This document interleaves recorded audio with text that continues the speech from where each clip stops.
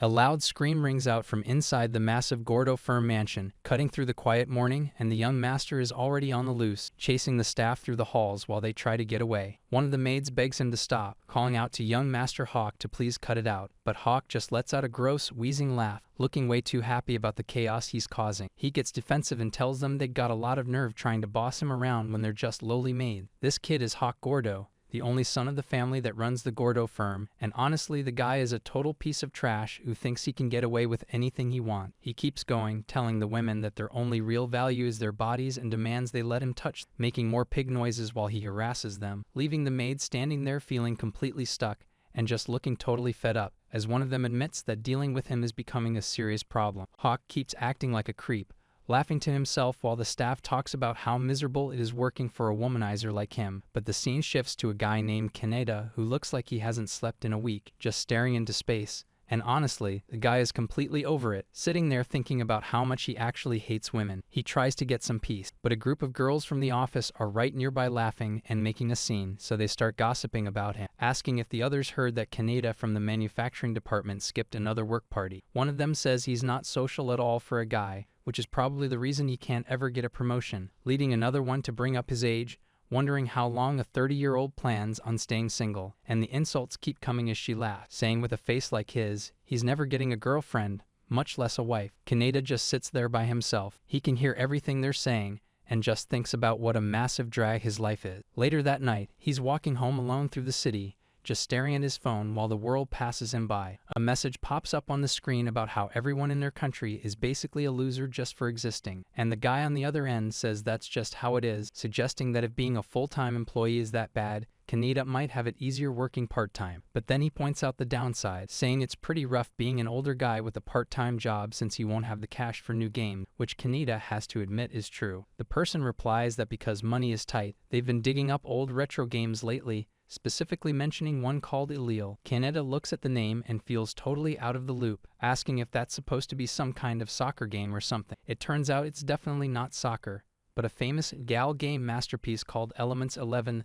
that the person thinks Kaneda should just trust them on and try out. Kaneda isn't feeling it at all, telling them there's no way he's playing that since he's already completely sick of dealing with women. As he walks, he thinks about how every single time he's ever gotten involved with a woman, it's turned into a total disaster for him, so he passes right by a giant billboard of a couple looking all happy together, which is the last thing he wants to see right now, and he just keeps moving through the city, looking totally drained and annoyed with his phone in hand. Kaneda is walking, thinking to himself that if his life stays this miserable, he doesn't know if he can keep going like this. A car headlight shines bright as a vehicle speeds forward through the night. Kaneda is just standing in the road staring at his phone, totally oblivious to the car coming up right behind him. The driver gasps and starts freaking out, asking herself what to do while trying to tell herself everything is going to be fine. The car hits him and Kaneda ends up face down on the pavement with a pool of blood spreading around his head. He's lying there in the middle of a crosswalk, and his phone is sitting just a few feet away. The screen is all cracked, showing a final message wishing to be reborn into a better world like a game, even though Yasutaka would probably hate it. Everything is blurry at first as Kaneda starts to wake up,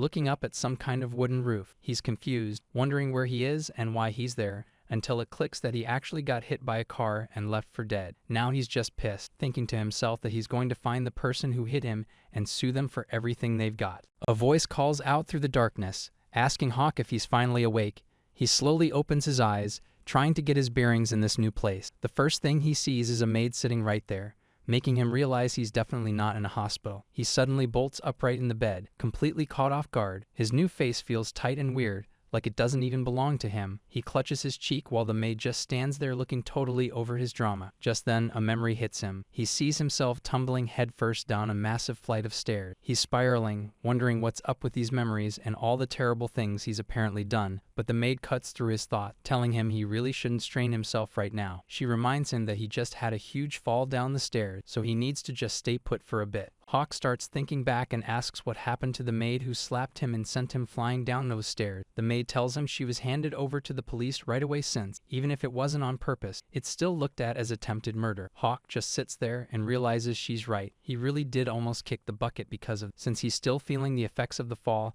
He asks if he can get some painkillers for the ache, but she points out he already got an injection for that, and mixing it with oral meds might be dangerous, though she'll get it if he really wants. Hawk decides to play it safe and says he's fine without it, so she just acknowledges him and lets it go. The room goes quiet for a second before she asks if she can bring something up, catching him a bit off guard. She stares him down with a serious look and asks who he actually is. He plays it cool, telling her he's just himself and asking who else she thinks is sitting there if not Hawk Gordo. She doesn't seem convinced though, mentioning that the way he's acting right now doesn't match up at all. Hawk tries to play off the personality change by saying his memory is just foggy from taking such a hard hit to the head. He explains that weird answers are just part of the recovery, and he even claims he's developed a phobia of women to explain why he's acting so different. He tells Laurier that after what he went through, he's finally learned to behave a bit better, but she looks like she's about to push back. Hawk shuts her down immediately, telling her she's being too persistent, and that servants just need to do what they're told. Laurier goes quiet, looking down as she apologizes,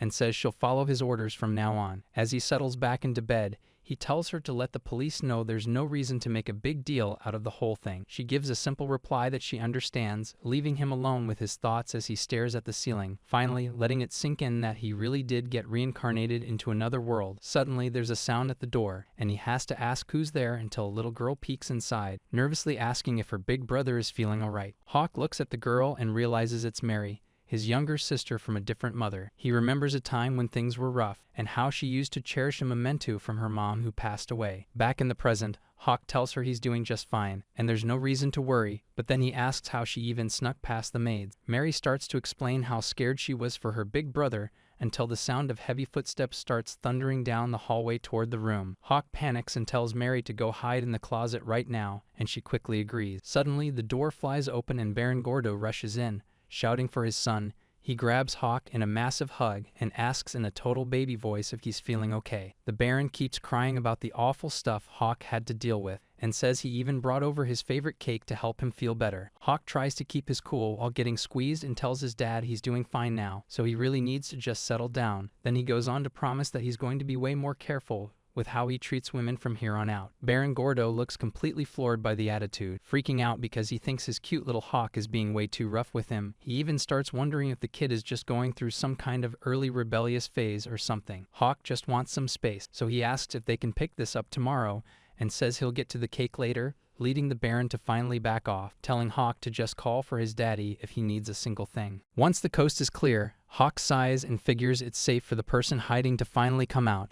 Mary peeks out from the closet and thanks her big brother for looking out for her like that. She stands there for a second, realizing that all those crazy rumors about her brother turning into a totally different person were actually true, while Hawk reflects on how the old version of himself would just bullied her and threatened to snitch to their dad. Hawk just lets that thought sit for a second, thinking that things would have gone way differently if he hadn't changed. But then he tells Mary straight up that he hasn't actually changed at all, explaining that he's really just figured out he needs to start fixing his image around the house. He looks at her and says that because of that, he's going to start being a lot nicer to her too, though he makes sure to add a warning that being nice doesn't mean she gets to start taking advantage of him. Mary just looks at him and stammers out a quick yes to her big brother, but then things start to shift as they sit there on the edge of the bed. Hawk realizes that if he's going to be living this life from now on, the weird, tense vibe in the mansion is a huge problem, so he decides the very first thing on the to-do list is a massive cleanup of the entire place. Right as he's planning his next move, his body gives out and he starts to slump over,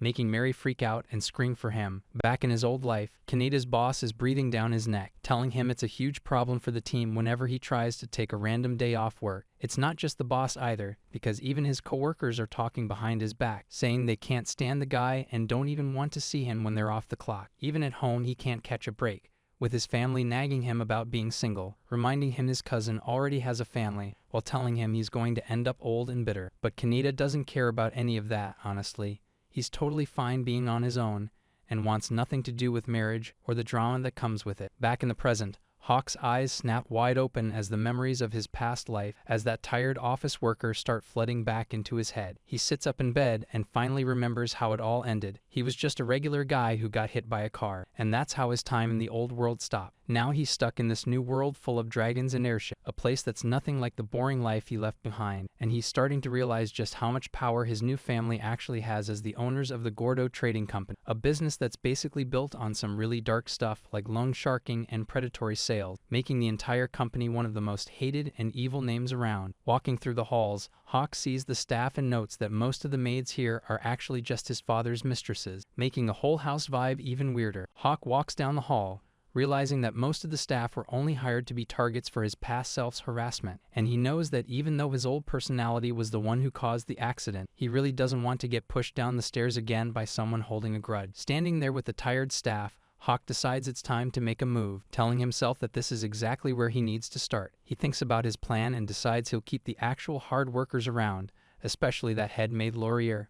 But as for everyone else, he's planning a quick layoff to finally get rid of all the lazy people and his father's mistresses. To make it happen, Hawk puts on a massive act, screaming for his dad and throwing a tantrum about how he never wants to see another maid in the house again. His father doesn't hesitate for a second, hugging Hawk tight while yelling at the staff that they heard the boy and are all fired on the spot. The entire group of maids just stands there in the hallway, completely stunned and not knowing what to do. Hawk stays calm while his dad holds him, thinking that since his reputation as a bratty idiot is already so bad, no one will even think twice about that. Even with the staff gone, Baron Gordo is still worried, telling Hawk that just firing them doesn't mean he's totally safe yet. Baron Gordo gets a bright idea while holding his son, saying that since they're hiring butlers to replace the maids, they should get Hawk a personal bodyguard too, and he keeps going, telling Hawk that you never know when someone might try to kill him again, which leaves the kid pretty shocked at how far his dad is taking. The Baron tells Hawk he can pick whoever he wants for the job, and even though Hawk secretly wanted to just be left alone, he realizes this is just how a doting father acts, so he agrees, saying he'll get the head maid to start looking for applicants right away. A few days pass and a huge crowd of fighters and demi-humans shows up at the mansion, all looking for work, and then Laurier stands by Hawk's side in front of the massive group, thanking everyone for coming out today to try out. Hawk steps forward and takes charge, telling the whole crowd that he's going to start by seeing if any of them are actually worthy of his trust. The rough-looking guys in the crowd just stare back, waiting for the test. Diverse warriors and elds stand ready, wondering what the kid has planned. Hawk starts pointing people out one by one, telling a specific few to follow him because they're moving on to the second part of the test. Hawk points out at the massive crowd and lets them know straight up that most of them didn't make the cut, wishing them luck with whatever they do next. But one of the big guys in the group just stands there looking completely shocked by the sudden rejection. The guy starts yelling, complaining that it's messed up for Hawk to call them all the way out here just to tell them to go home, so Hawk doesn't even argue. He just calls out for Laurier, and she instantly gets the message that it's time to handle things. She steps forward and addresses the entire crowd, making her presence felt as she gives off this crazy, scary vibe with glowing eyes, telling them she's sorry, but if they don't leave right now, she's going to have to use force, which works immediately because the guy who was just complaining starts running for it, while cursing under his breath. Hawk watches them scatter and figures this is actually perfect, since it saves him a ton of time for the actual test. And then Laurier finishes clearing the area, telling one last guy he's done for the day, but they might run into each other again sometime. With the crowd finally gone, Hawk looks down at his notes and says that now it's time to deal with the few people who are actually left. Hawk starts going through his new picks. First up is Basil, a big guy who used to work at the stables and looks solid for heavy lifting. Then there's Olive, a wolf beastman and former mercenary who's going to be the main escort for the group. And finally Hibiscus, a girl who uses a sword and has a fire attribute, making her a pretty big deal for the team. One of the maids leads them through the mansion, telling them to follow her as she opens up the way. The new recruits walk down the fancy hallway, clearly blown away by how nice everything is in the Gordo house. Basil can't help but be impressed by the place, letting out a little sound as he looks around at all the expensive stuff. They finally walk into a big dining room where a massive spread of food and wine is already set out and waiting for them, and Hawk tells everyone to grab a seat and eat, explaining that since he's the heir to the family business,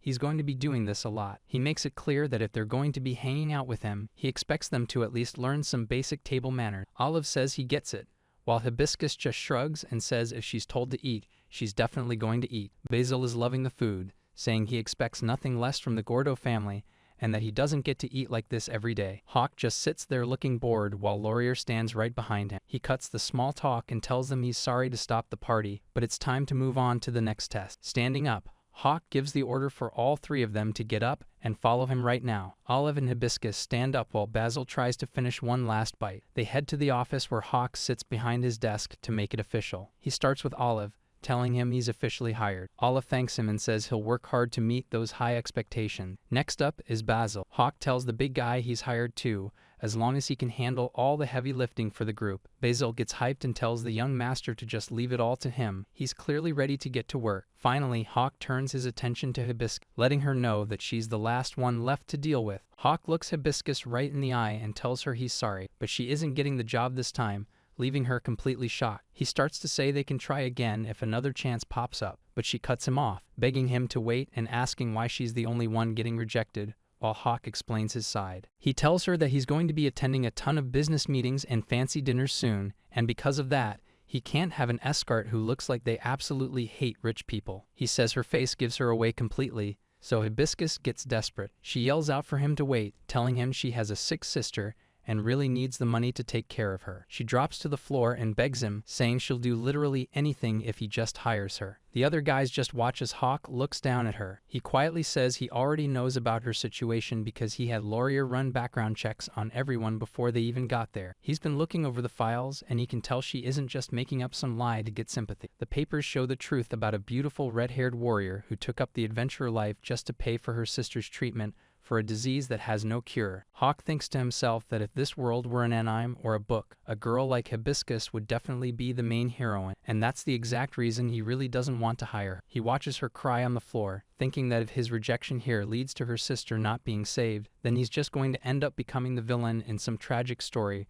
where the heroine holds a massive grudge against him. He looks pretty stressed out about the whole thing, but even though it's a pain, he finally gives in. He tells her it's fine and that he'll hire her after all, which leaves Hibiscus completely shocked as she asks if he's being serious. He just tells her he isn't the kind of guy who'd have the bad taste to lie about something like this right now. Hibiscus looks down, barely able to find the words, and quietly thanks him for the chance. She gets way too intense out of nowhere and yells, asking if she needs to become his mistress to pay him back. But Hawk just looks annoyed and tells her he doesn't need a mistress. After the drama settles down, Hawk introduces Hibiscus to Mary, letting his sister know who her new guard is. Hawk introduces Hibiscus to his sister, letting Mary know she'll be her personal escort from now on. Mary seems shocked and asks if she's really getting her own guard, but Hawk just tells her to speak up if she's not feeling it. She quickly clarifies that she isn't unhappy, it's just that she feels like someone like her doesn't really need a guard, but Hawk shuts that down, saying it would look bad for the company if people thought they were too broke to protect her. Mary realizes he's just being his usual self and thanks him, finally accepting the new arrangement. Later on, Hawk heads down the hallway with his new recruits, Olive and Basil,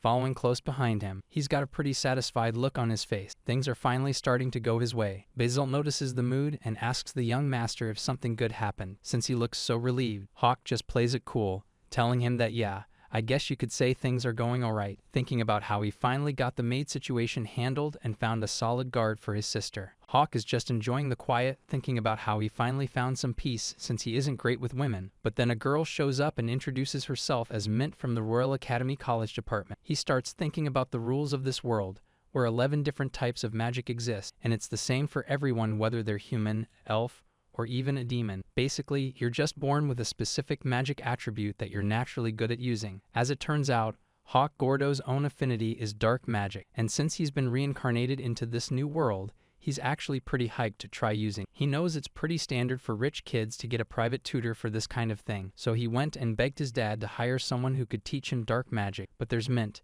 just sitting on the couch waiting to get the lesson started. Hawk is sitting there on the couch with his new recruits, Olive and Basil, standing right behind him like total bodyguard. It turns out Mint is actually the only dark magic user available to be sent out at the moment, which is fine with Hawk. He was hoping for someone else since he's awkward with girls, but he's too hyped to care about who teaches him. Mint looks around the room a bit confused and asks if his parents are actually going to show up. Hawk just keeps it straight with her, explaining his dad is busy with work and there isn't a mom in the house. Since he's the one in charge of his own education, he tells her that all the tutoring stuff is left up to him, and Mint is actually pretty impressed, telling the kid he's doing a great job for someone his age. Hawk gets right to the point though. He asks if she's down to sign the contract even though he's just a kid, so she smiles and says that's literally why she showed up in the first place. Hawk tells Olive to hand over the paperwork, and the Wolfman passes the contract over to get things official. Mint mentions she's ready to start the lesson. She just realizes she actually has no idea what his name is, so Hawk introduces himself as Hawk Gordo and tells her she doesn't need to be formal or use titles with him. Mint smiles and says she's looking forward to working with him, officially addressing him as Gordo-kun for the first time. Hawk replies that he's in her hand, showing some respect to his new teacher while they sit together in the lounge. The whole group heads out to the garden to start the first lesson. Mint starts with the basics, explaining how the very air around them is filled with a substance called element. She goes on to say that magicians like them have to draw mana directly from that element to make things happen. The process involves pulling that energy into their own bodies and converting it based on their personal talent. Hawk listens closely as she explains her own specific aptitudes are centered around wind and dark attributes. She tells him that once the element enters her body, it naturally filters into those two types of magic and nothing else. Hawk nods along as Mint breaks it down. Element is basically just fuel for magic that changes once it's inside him, so she confirms that those internal changes are what let them use spells to convert that energy. Mint decides to show him how it works, starting a chant by commanding the power in her own name. She tells the wind to blow and finish the command by asking it to move gently. A soft breeze swirls right around Hawk, and he can't help but be impressed by the trick. Mint explains that casting magic is all about the right combo. You need a trigger to pull the mana out, and then a couple of words to tell that mana what to do, which is what people call a spell. She mentions that adding specific details at the end can change how strong the magic gets, but it's way better for a beginner like him to just stick to basic two-word spells for now. She pulls out a worn-out notebook, telling him it's the dark magic reference she used back in school. Mint starts off by telling Hawk he needs to learn the basics, like what kind of dark magic is out there and what it can actually do. She suggests they study together to figure out his goals, and Hawk happily agrees, calling her teacher and thanking her for the help. But before they get into it, Mint stops him and asks him to make a serious promise. Her face goes totally dark as she tells him he must never, under any circumstances, try practicing his magic skills alone. She explains that magic can explode or spiral out of control if he doesn't know what he's doing, and without an adult there to stop it, everyone nearby is in danger. Mint really drives the point home, telling him one more time to never use his power by himself without thinking. Hawk looks a little nervous but gives her his word, promising that he'll follow the rules. Olive chimes in, mentioned he's actually got some metal magic of his own, so he's more than ready to knock Hawk out if things get out of hand. Hawk realizes that if a guy like Olive decides to step in, he'll be completely helpless to do anything about it. Mint laughs it off a bit, saying knocking him out isn't the best plan, since magic that's already started can still just run wild and go crazy. Olive wants to know the plan for when magic starts spinning out of control, and Mint tells him she's on it. She'll cover the details right after the lesson ends. Since the guards are looking out for the kid, Olive says he'll be counting on her to handle those emergency steps too. Mint doesn't mind the extra work and even says she'll cover any extra costs if the training needs it. A bit later on, the group heads over to the stables where the horses are waiting. Hawk hops into the saddle and tries to keep his balance, definitely feeling a bit shaky up there. Basil notices how much the kid has been hitting the books lately and asks if he's just completely given up on physical training. Hawk just shrugs it off, saying exercise is a total drag, and that's exactly why he hired guys like them to do the heavy lifting. Olive isn't buying that excuse, telling him he still needs enough strength to actually run away if a real emergency happens. Basil takes it a step further, asking Hawk what his plan is if his guards get taken out, or if they suddenly decide to turn on him. Hawk doesn't have much of an answer, while Olive keeps pushing the point that being strong enough to escape is just common sense. Basil keeps pressing the issue, asking the kid what he'd even do if his guards were killed, or worse, if they decided to betray him. Hawk just plays it cool, saying he'd find a way out with magic, but then he asks if they're actually planning on double-crossing him. Basil just gives him a small smirk and says he'll try his best to make sure it doesn't come to that. He keeps talking as they walk, explaining that for a group of random adventurers like them, lying and betrayal are just part of the job. While he appreciates the trust, Basil warns the kid that being too relaxed around guys like them is a good way to get stabbed in the back. The big guy looks ahead as they move through the woods, telling Hawk he should really keep that warning in mind. Hawk looks pretty satisfied though,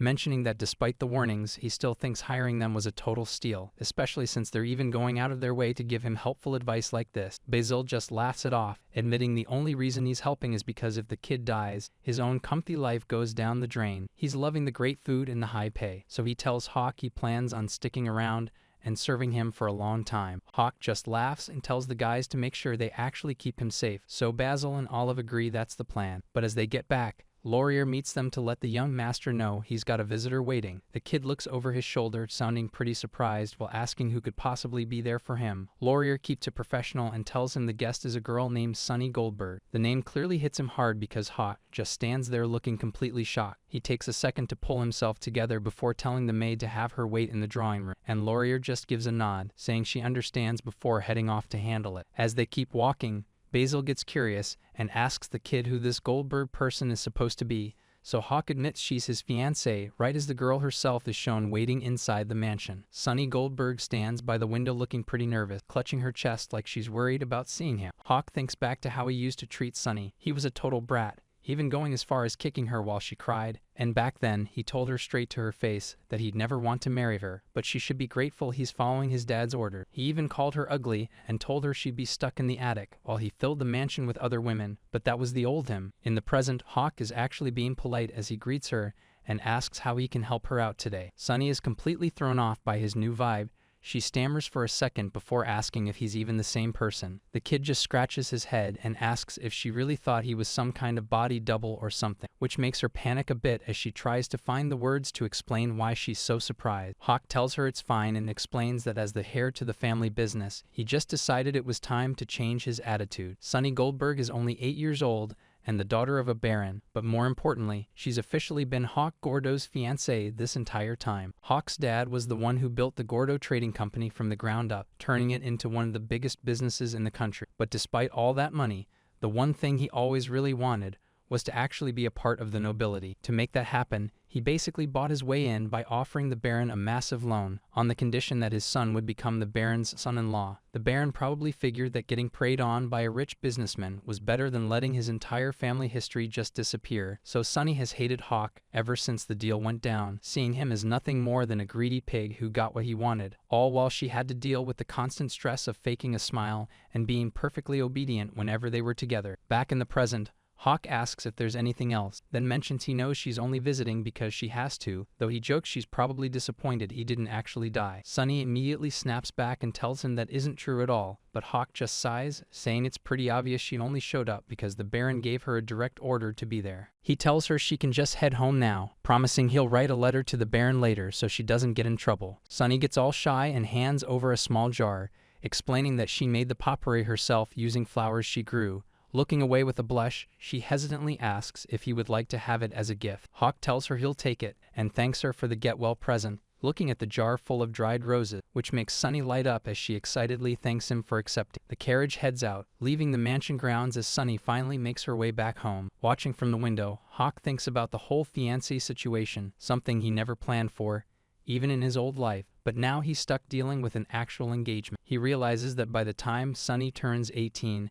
his mental age is going to be somewhere in his mid-40s, so he starts wondering if there's a way to become a noble and break things off with the Baron on good terms. But as he looks down at the gift she left him, he can't help but feel a little conflicted. Even though Hawk's been acting like a total brat, his internal thoughts make it clear he's not actually proud of that behavior while he looks at his dad and realizes how much work the guy put in to become a noble, wondering if the old Hawk just accepted the marriage for his father's sake. Thinking back to stories about people being reborn, the main character usually just uses some crazy cheat power to fix every problem, but he realizes life isn't going to be that easy for him. Hawk starts thinking about other common things you find in these fantasy worlds, so he catches Basil off guard by suddenly asking about the sleeve market. Hawk mentions that even though slavery exists here, he's never actually been to one of the markets, but Basil scratches his head and tells the kid it's better to just stay away from places like that because they're way too depressing. Hawk asks if it's really that bad, and Basil explains that the lives of everyone being bought and sold are just completely miserable. Basil keeps going,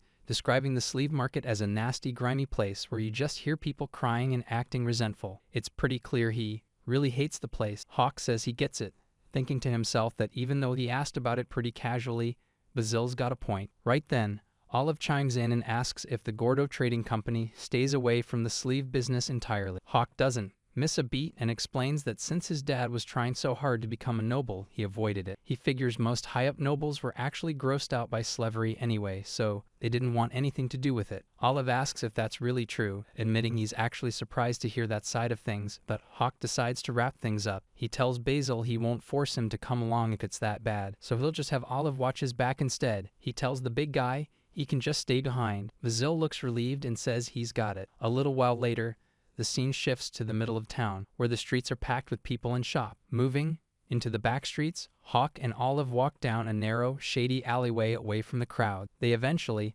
stop near a corner, spotting a group of people in long cloaks hanging around a barred iron gate in the dark alley. Olive lets out a low whistle and Hawk just stands there, totally stunned. Olive tells him if he wants to head back, now's the time to do it.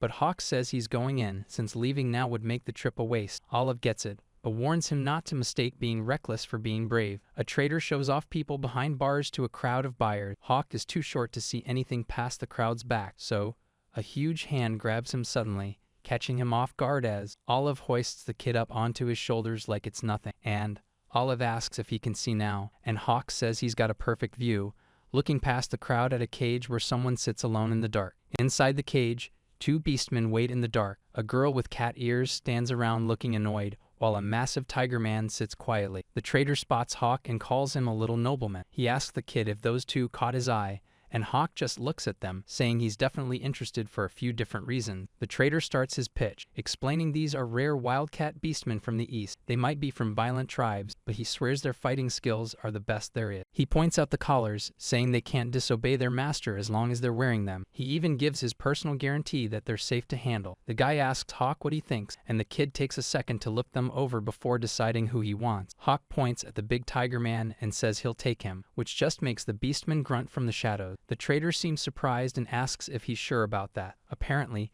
finding a sleeve like the cat girl isn't something that happens every day, but Hawk tells him he isn't looking for that kind of sleeve. For what he's got planned, the muscle man is more than enough. The trader thanks him for the sale and shouts over to the cage, telling the big guy that this gentleman is officially buying him. The trader asks Hawk if he should check with his dad before buying a sleeve, figuring the kid is just going to keep him in the mansion anyway, and Hawk tells him not to worry, since his dad is way too doting to ever be stingy about what he wants to do. Sitting on Basil's shoulders, Hawk stares up at the massive tiger beastman who stands there like a wall. The big guy just looks down at him with a mean scowl and says his name is Crescent. Hawk takes the name in and looks him right in the eye, telling Crescent that from here on out, he's bodyguard number 3. He gives him a direct order to protect him even if it ends up killing him. Crescent doesn't take the order well at all, roaring out a promise that he's definitely going to kill the kid one day. As Hawk heads out, the cat girl stays behind bars, giving him the meanest look she can manage. But Hawk just keeps walking, thinking to himself that no matter how much she stares, he still has zero interest in her. He's mostly avoiding her because she's got that main heroine vibe,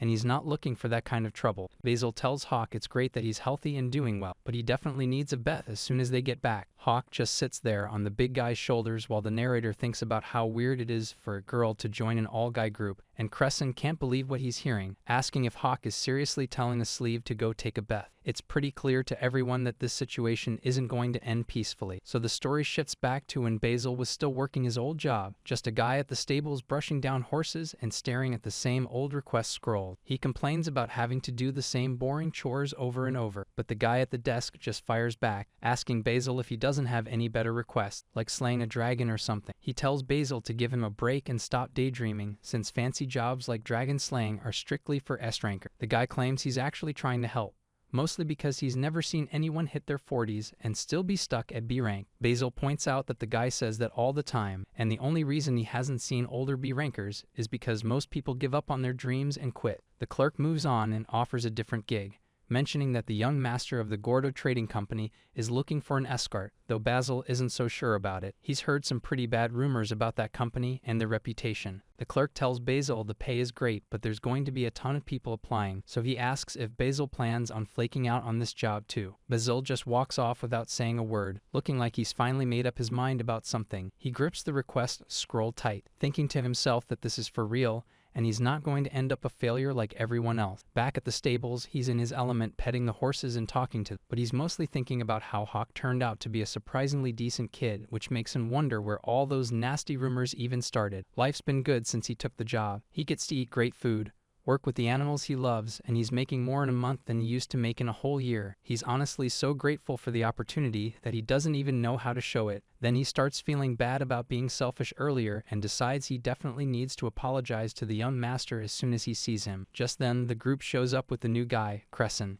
yawning like he's bored while Olive carries Hawk on his shoulders, and Basil walks up, and asks if Hawk just picked up another heavy hitter, since most guys usually go for a pretty girl when they're buying sleeves. Hawk clears the air, explaining he wasn't looking for a special sleeve, but just wanted a regular escort, and that's exactly why he went ahead and bought the biggest, strongest guy he could find. Crescent lets out a laugh, telling the kid he's actually got a pretty good eye for talent, mostly because he's way stronger than that little stick Basil, who just stands there listening. Basil takes it in stride, figuring it's just too early for the young master to care about anything else. He wonders if any other 8-year-olds are like this, while Hawk just says this is how he grew up. As they move past the stables, Crescent starts eyeing the horses with a look that says he's hungry, which Hawk notices immediately, offering to get him some actual food later so he stops drooling. Crescent calls him stingy for a rich guy, saying it wouldn't hurt to let him have a horse or two, but Basil loses it, yelling that if Crescent even touches his horses, he's going to kill him. Basil keeps barking at Crescent about touching the animal, but Hawk just shuts him down, reminding the guy that the horse isn't even his to begin with. Realizing he overstepped, Basil starts backpedaling and apologizes to the young master, claiming it was just a figure of speech. While they all walk back, the group heads inside the massive mansion door, finally leaving the heat of the stables behind for the day. Once inside,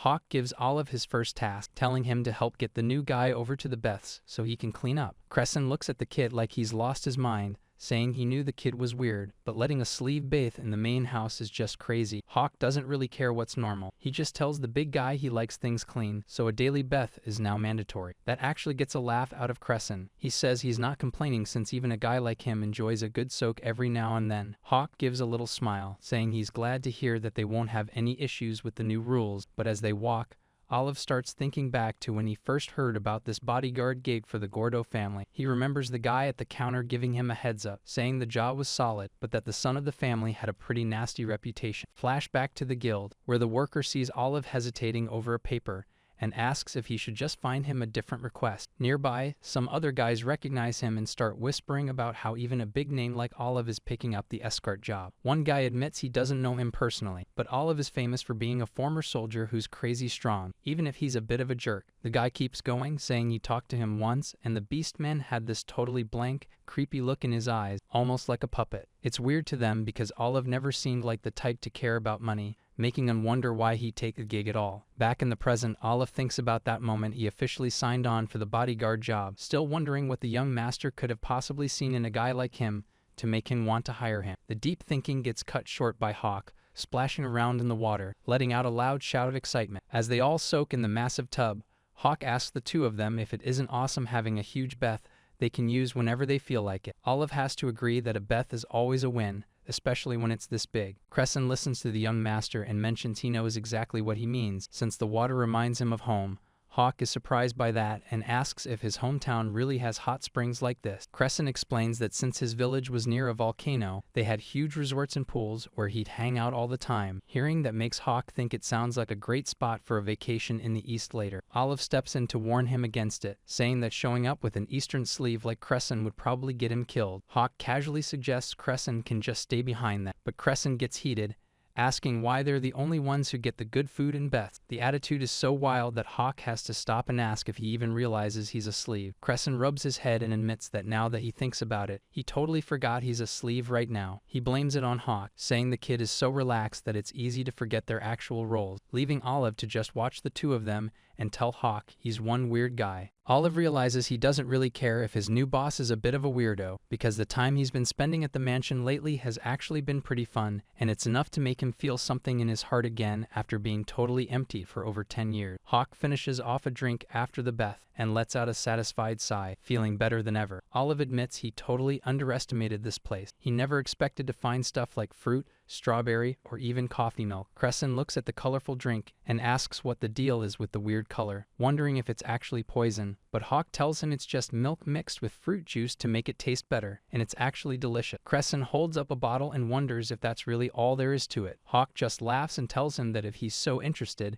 he should just try it for himself. Crescent gets confused and asks if he's still a sleeve, but Olive tells him to just drop it. That's just how the young master is. Hawk, Crescent, and Olive walk out of the bath area together, the steam still rising off them as Hawk mentions how much he needed that soak. Basil meets them with a towel and lets the young master know that dinner is all set, so Hawk decides it's time to hit the dining room and he turns to Crescent, asking if there's anything he specifically can't eat or if he has any food allergy. Hawk keeps going, telling him that it's totally fine if he leaves food on the plate, and that he should just speak up if he's worried about something, but Crescent just scratches his head, looking completely lost as he asks if Hawk even understands that he's supposed to be a sleeve owner. He tells the kid that having a boss this relaxed is actually starting to stress him out. Moving on to a much darker room, a mysterious person brings up the Gordo Trading Company, and another voice points out how fast the business has been growing lately, insisting they need someone to get on the inside and see what's really happening. The man in charge says that if this family becomes a threat to the kingdom, they need to make it look like an accident and just take them out. It turns out the head maid Laurier is actually a secret agent for an intelligence unit called Under 3, and she's already right where they need her. Laurier pulls the curtains back to let the morning sun into the bedroom. She tells Hawk it's time to wake up,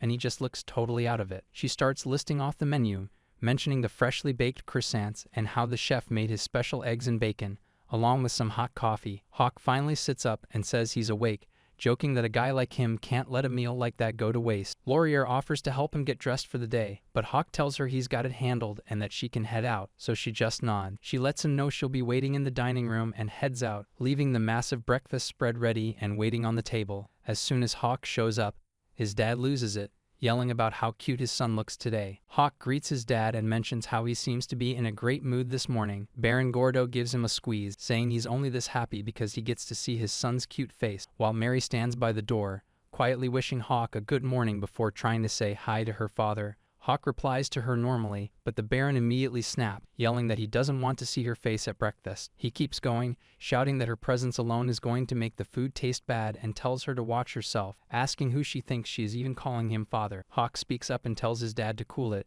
explaining that treating family like that is bad for his reputation. He points out that a company president should act with a bit more class, suggesting he just ignore her instead of making a scene. The Baron tries to defend himself, arguing that she isn't even his real daughter or a part of the family, but Hawk just gives him a look and says that's exactly why he needs to listen to him. Hawk tells his dad that if he can't be nice to her, he should stop wasting energy on hate and just spend that time showing his son more love. The Baron realizes the kid is right and starts patting his head, totally agreeing with the idea. He brags about how Hawk is a genius just like him, then says this basically guarantees he'll get into the Royal Academy next year, but Hawk just blinks, clearly caught off guard by the mention of some academy he knows nothing about. The Baron gives him a squeeze and explains that going there is just what future noblemen have to do, getting all emotional while telling Hawk that he's really counting on him to pull it off. Later, Hawk walks through the mansion with a maid, dreading the fact that he has to deal with school all over again. He thinks about what a school in another world might actually be like, and while he's not exactly hyped for it, he knows he can't just have Min-sensei teaching him at home forever. Between the school and the engagement,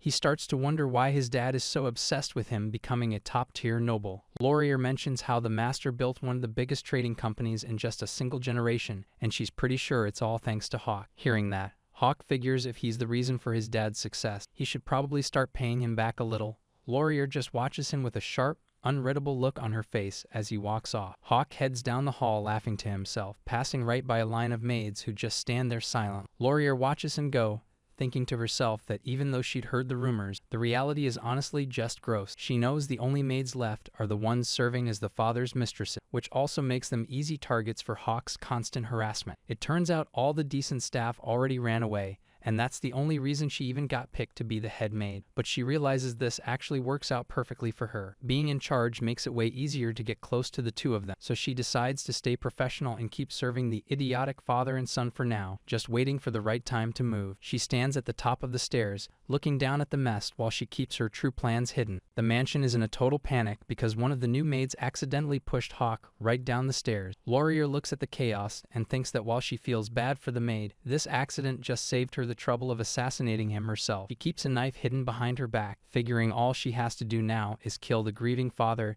and make the whole thing look like a suicide. That would have been the end of her mission, especially seeing Baron Gordo completely broken and crying over his son's situation. But things don't go according to her plan at all because it turns out Hawk actually survived the fall. Ever since that day, the kid changed so much it's like he woke up as a completely different person. He used to be a total creep, but now he doesn't even go near women and spends all this time with guys he used to hate, leaving Laurier watching him from the sidelines, seriously wondering if this guy is some kind of fake. She's caught deep in thought until Hawk's voice breaks her out of it, asking if she's actually listening to him. She quickly replies that she is, while secretly wondering if a miracle happened and the guy actually changed for good. Laurier thinks to herself that if Hawk actually turned into a decent person, then that would be a change she could actually get behind. She watches him walk away, admitting that killing people isn't exactly something she enjoys doing, and the scene shifts back to Kaneda's old life where he's complaining about how games always put the hero in a bad spot early on. He doesn't get why they don't just use their crazy cheat powers right from the jump, so his coworker explains that it feels more like a real story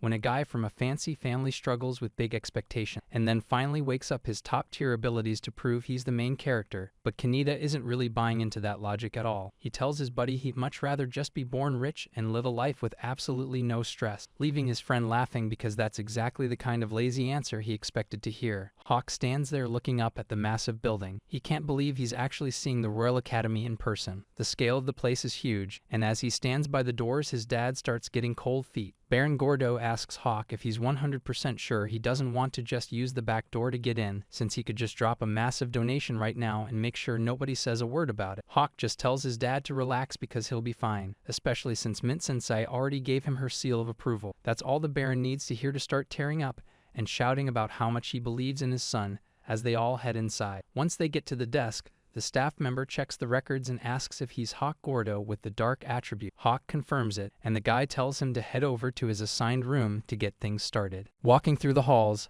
Hawk realizes that this school vibe is pretty much the same everywhere, and since he hasn't been in a classroom setting for a long time, he's actually starting to feel some pre-game jitters. Hawk hears a ton of noise coming from one of the rooms. Inside, some guy is totally losing it, yelling about how he can feel a kid's magic, but it doesn't match any of the usual 11 type. He starts wondering out loud if the kid is actually the legendary 12th user who can use non-attribute magic, but the rest of the crowd isn't buying it. Someone else shouts that non-attribute magic is just a fairy tale. People start agreeing and deciding that the kid is just a total failure with zero talent, and the boy, Van, just stands there looking completely crushed while he repeats the words back to himself. Hawk watches the whole scene from the sidelines, trying to figure out what's even going on with all this drama. Meanwhile, an older guy is panicking and begging the staff to check the kid one more time because he can't believe it. A girl tries to comfort Van, telling him to keep it together and that there has to be some kind of mistake, while a lizard man nearby just stares, thinking it's wild that the oldest son of Duke Zero ended up being a dud.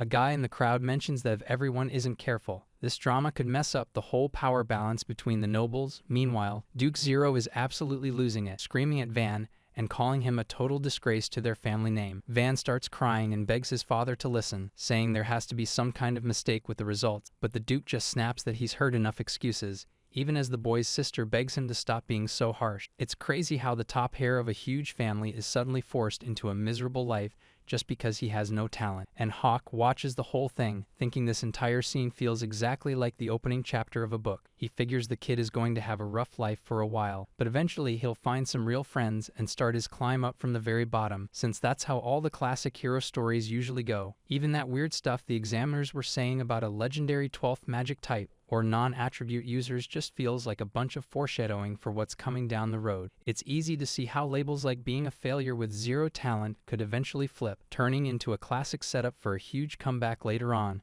almost like this whole disaster is just a plot point. Hawk thinks to himself that calling the kid the misfit of the academy would actually make for a pretty good story title. Basil stands there watching the drama unfold and mentions how the whole scene is actually getting pretty interesting. Olive tells Crescent to watch his mouth because he's being disrespectful, especially since the Duke might hear him, but he can't help noting that the kid is definitely going to be right at the center of all the chaos coming to this world. Basil says it looks like the Dukes are in for a real headache for a while, and Hawk just quietly agrees that the situation is perfect. Hawk realizes that he somehow called exactly how this whole thing would go down, leading him to wonder if he might actually be the main character of this whole world himself. He looks over at the kid and knows for sure that while things are going to be rough for Van right now, the future will be different. The story is set to move forward once the kid eventually meets a beautiful girl, and in the end, Van will find success as the world's only user of rare, non-attribute magic. Hawk thinks about what his own role in this story is going to be, figuring he might just be the snobby classmate who exists to bully the main character. He realizes that, in any normal story, a chubby kid with a nasty personality who uses dark magic is basically a trope, and is usually just a sign of a character meant to do something evil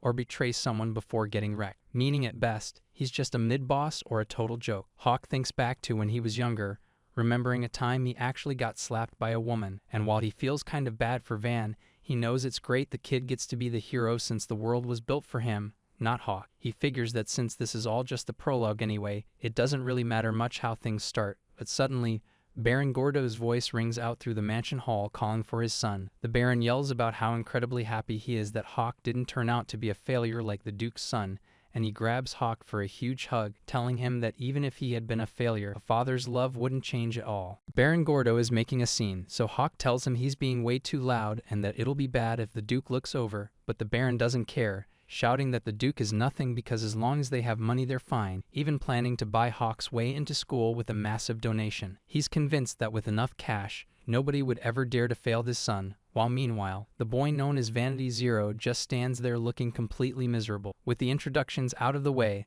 the setting for Hawk Gordo's story finally shifts over to the Royal Academy. Hawk decides to test out some gamer logic, shouting for a status window to open up, but nothing happened. He doesn't stop there though, raising his hand and yelling for his inventory to open, and then tries one last time by calling for a save window to appear. He stands there for a second before admitting that, of course, absolutely nothing happened. He feels a bit let down, saying he really thought those kinds of menus were a basic staple for anyone reincarnated into another world. Crescent watches Hawk from the side, asking what the hell the kid is doing, but someone tells him not to worry, since Hawk doing weird stuff is just a normal day for them. Time passes after the big scene at the academy, and that kid Vanity Zero ends up getting kicked out of the Duke's family. While Hawk is now 10 years old and officially starting his new life, he tells himself that since he got a second chance at life in another world, he's just going to relax and enjoy everything the academy has to offer. Of course, he quickly realizes life isn't that easy. Sitting all alone on a bench because he's still the same social outcast he was before, even after being reincarnated. He knows he should be out there networking as the heir to the Gordo Trading Company, but a group of guys suddenly interrupts his moping, asking if he's the kid from the famous company. The noble kids start laying into Hawk, saying it's a total joke that they have to share a classroom with a lowlife who buys his titles. They're convinced the only reason he even got into Class A was because his parents dropped a huge donation, and one of them even threatens to have his own father shut down the Gordo Trading Company just for being so shameless. Hawk just sits there taking it, thinking to himself that getting bullied was honestly pretty much a given, especially since the original Hawk was such a crybaby. He remembers how the old version of himself would have run straight to his dad, screaming and crying for help the second things got tough. But he knows he can't do that anymore.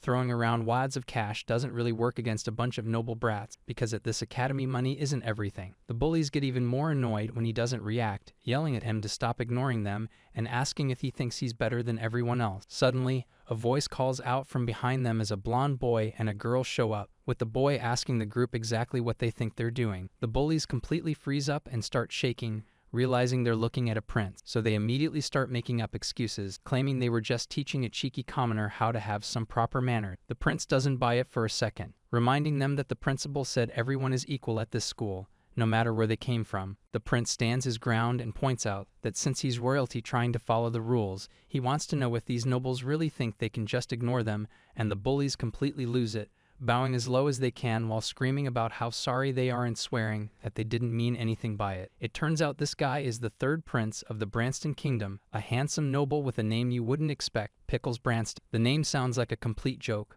but it's actually real, and Hawk just stares at him wondering how a guy like that ends up named Pickles. Standing right next to him is his fiancée Rosa Zero. She's a polite-looking girl who happens to be the twin sister of the story's actual protagonist, Vanity Zero. Rosa notices Hawk just standing there in silence and asks if he's doing okay after everything that just happened. So Hawk gives a deep bow with his hand over his heart, thanking them both for stepping in and telling the prince how much he appreciates the help. He stays in that respectful bow and adds that he's sorry for causing them any trouble or getting them involved in his mess. Pickles just smiles and tells him to drop the formal act, saying that since they're all in the same class now, they should just be friends. Pickles starts off by being super polite, telling Hawk he begs his pardon, but he really just wants to get along and be friends, asking if that's cool with him. Later on, Hawk leaves the academy for the day, heading down the big front steps. His crew is waiting by the carriage, and Basil asks how school is going and if he's used to it yet, while Crescent gets protective, asking if anyone is bullying him and offering to beat them up if they are. Olive shuts that idea down immediately, saying fighting will just make things worse and won't actually solve anything. Crescent isn't buying it though, arguing that a good beating is the fastest way to teach people some manner. Hawk tells them both to drop it since there's no need for that, then mentions he needs to stop somewhere on the way. Basil asks if he's talking about going shopping, but Hawk just says it's something like that, keeping it pretty vague as he agrees to the plan, clearly having something specific on his mind. Hawk stares at the diagram on his desk, thinking about the concept of magic tools. Mint explains that since he only has an aptitude for the dark attribute, he's naturally locked out of using things like fire or ice magic, but she points out that by putting magic power into objects, he can use attributes he normally couldn't, which is exactly what a magic tool does. She gives him some examples, like a bow that shoots fire arrows or armor made of ice to stay cool during the summer, and even mentions that with his dark attribute, he could make a necklace that makes him completely invisible to everyone while he wears it. She smiles and adds a disclaimer though, saying it takes a ton of skill and experience to actually make the high-end stuff. Hawk looks down at his note, thinking that with the specific method Mint taught him, even a beginner could probably make something decent. A small gem on his desk starts to glow with light as he begins the process. He wipes some sweat off his face and lets out a breath, saying all he needs to do now is set the gem into his watch. With the piece finally in place, he looks at his work and says it's officially done. Hawk explains that his new creation is basically a stealth watch. It's designed to wipe his presence from anyone else's mind, making him completely invisible to their awareness. He looks at the device and figures that description is pretty much spot on. Later on, he decides to test it out on Crescent. The big tiger beast man is just standing in the hallway when Hawk creeps around the corner, jumping out to grab his tail. Crescent lets out a loud shout of surprise as Hawk suddenly latches on, and Hawk just closes his eyes and enjoys the feeling, hugging the giant fluffy tail like it's a stuffed animal. Crescent looks back over his shoulder and asks what his master is doing. Hawk totally loses it, asking how he even knew he was there. He looks down at his watch and starts to worry, wondering if the dark magic he put inside to hide his presence actually failed since it was so easy to find him. Crescent just explains that even if he can't sense him, most people are going to notice if they get grabbed. The scene shifts back to when he was getting the parts. The shopkeeper asks if he's really just looking for a watch, and Hawk confirms that's the plan. He tells the guy he also needs to find a small gem that's the perfect size to fit right inside the casing. Back at the shop, the owner holds out a watch and says it's a perfect fit for a noble kid. Hawk looks it over and says he'll take it, but then he spots a dusty old book sitting on the counter and asks what it is. The owner explains it's just something he found while sorting through his grandfather's old stuff. He thought it might be worth something, but he can't even read, so he has no clue. He tells Hawk he can just have the book if he wants it. Hawk doesn't turn down a freebie and says he'll take that too, and later he finally puts the finished stealth watch on. He stares at the device on his wrist, wondering if it's actually going to work when a group of students walks right past him in the hallway without a single glance. They're just laughing and talking to each other, so Hawk just stands there with a smug little smirk. It turns out the watch is doing exactly what it's supposed to, making him feel like he's totally invisible until Prince Pickles shows up. The prince smiles and says good morning, asking if it isn't just a beautiful day, and Rosa is right there with him. She gives Hawk a polite greeting and agrees that the weather is definitely great today, which catches Hawk off guard. He bows down low and gives a quiet morning greeting back, addressing the two of them very formally. It looks like a magic tool made by an amateur just isn't enough to fool people with crazy high talent like these two. Hawk stands there thinking to himself, wondering if they're actually using some kind of cheat. Prince Pickles turns to Rosa and asks how her research has been going lately. He's specifically interested to know if she's made any real progress with non-attribute magic, but Rosa looks pretty down as she admits she hasn't found a thing. She tells him she searched the entire academy library, even going as far as the forbidden section, and still came up empty. The prince doesn't have any better news to share. He mentions that he couldn't find anything that specifically talks about non-attribute magic either, which makes sense considering Rosa Zero is the sister of that Vanity Zero guy. It's a heavy reputation to carry around the academy, especially since she basically had to step up as the replacement for her brother after he got himself kicked out of the Duke's family. Now, she's doing everything she can to succeed, even becoming the fiancée of the third prince to secure her spot. As they talk, Hawk finally chimes in, saying he isn't surprised they're having such a hard time finding info. He points out that the main issue is that people call that magic by a ton of different names like the legendary 12th attribute or even attribute number 0. He mentions that most people actually believe that attribute doesn't even exist, and Rosa is completely shocked to hear him talking about. She calls out his name in surprise and immediately asks if he can explain more about what he knows. Hawk looks a little overwhelmed by their intensity and tells them he's sure they know way more about this topic than he does, explaining that since they're both heirs to the royalty in a duke's house, he just assumed they'd already read the old version of the country's history. Rosa is completely stunned by this revelation,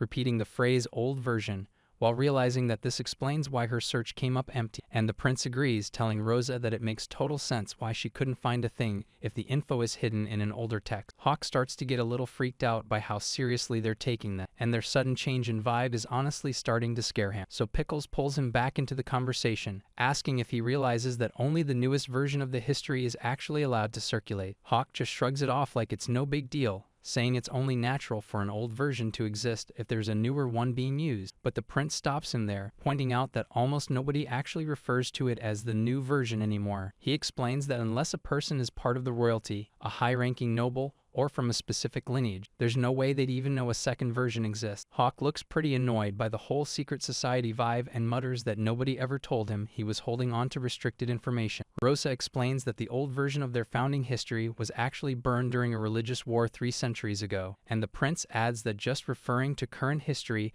as the new version is a huge deal, leaving Hawk pretty stunned by the gravity of it all. The prince looks Hawk in the eye and admits he doesn't really expect it to be true, but he has to ask if Hawk actually has the book, since it's supposed to be locked deep in the royal forbidden library where only the king can see it. He clarifies he's specifically talking about that ancient version of the nation's history, so Hawk tries to play it off with a nervous laugh, telling the prince that his joke was a good one. He puts his hands up and says if it's really that restricted, there's no way a guy like him would have it, and that's basically all he's got to say, before turning around to bail on the conversation, which makes Rosa freak out and yell for him to stay. The prince tries to calm him down, promising that they don't have any plans to do anything bad to him. Hawk isn't buying it though, and nervously asks if that just means they're gonna get someone else to do the dirty work of silencing him. The prince tries to play it cool, telling Hawk he'll be totally fine as long as he never mentions that old version of the history book again, but Hawk isn't buying it at all, thinking this sounds like a massive death flag and a perfect excuse to get rid of him later on. Seeing how scared he is, the prince gets serious and swears on the name of the House of Duke Zero that absolutely nothing bad will happen to him, and then Rosa steps up, bowing low and begging Hawk for his help because she really just wants to save her brother. Hawk starts regretting his life choices, wishing he'd actually paid attention when Min-sensei offered to teach him history back in the day. But the scene moves on to the Royal Academy student dorms, where things are getting pretty tense. Outside the royal family's special room, a bunch of people are standing around waiting for the high-stakes meeting to end, including a pair of guards standing at attention with their spears while everyone keeps a close watch on the door, as Crescent Basil and the maids all hang back in the hallway, making sure no one tries to interrupt the conversation. Inside, the walls are covered in heavy magic wards, designed to block any kind of spying or eavesdropping from the outside. Prince Pickles tries to settle the mood, promising that whatever they discuss in this room stays between them. Rosa backs him up, telling Hawk he can relax because Hawk finally decides to show them what he has, setting a thick book down on the table. He explains to the royals that this is the old original version of the nation's founding history, which makes Rosa's eyes go wide as she stares at it,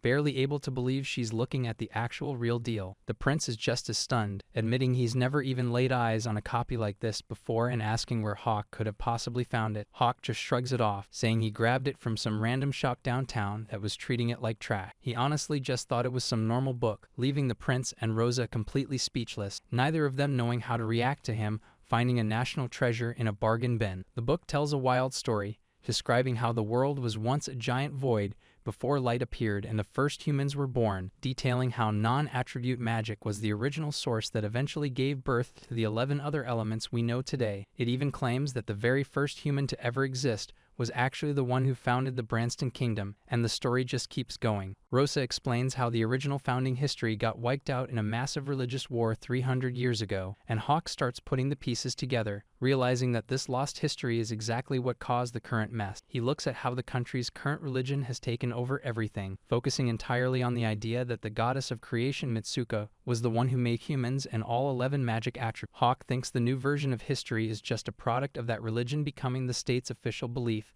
and it feels like a cover-up. Feeling a bit over the whole situation, Hawk tells them he's just going to leave the old book with them, but Prince Pickles immediately tries to back out. While Hawk insists he wants the thing out of his sight immediately, the prince is clearly stressed, admitting it would be a huge problem if his father or brother ever found out he had it. But Rosa doesn't hesitate for a second, clutching the book and saying she'll handle any forbidden text if it helps her brother. The prince finally gives in, asking if he can join her when she reads it since he's too curious about the real history to stay away. Hawk finishes up with the group, telling them to do whatever they want as long as they leave his name out of it. He lets out a long sigh while walking away, looking totally drained. Crescent notices the vibe and asks what's up, mentioning that his master looks way more tired than usual. Basil steps in and tells Crescent to drop it, saying everyone has things they need to keep to themselves, even Hawk. Walking through the hall, Hawk thinks about how he's basically been locked onto by both the prince and Rosa now. He tries to look on the bright side, figuring that as the heir to the Gordo Trading Company, having ties to the Academy's most powerful people is a win. But even with the logic check,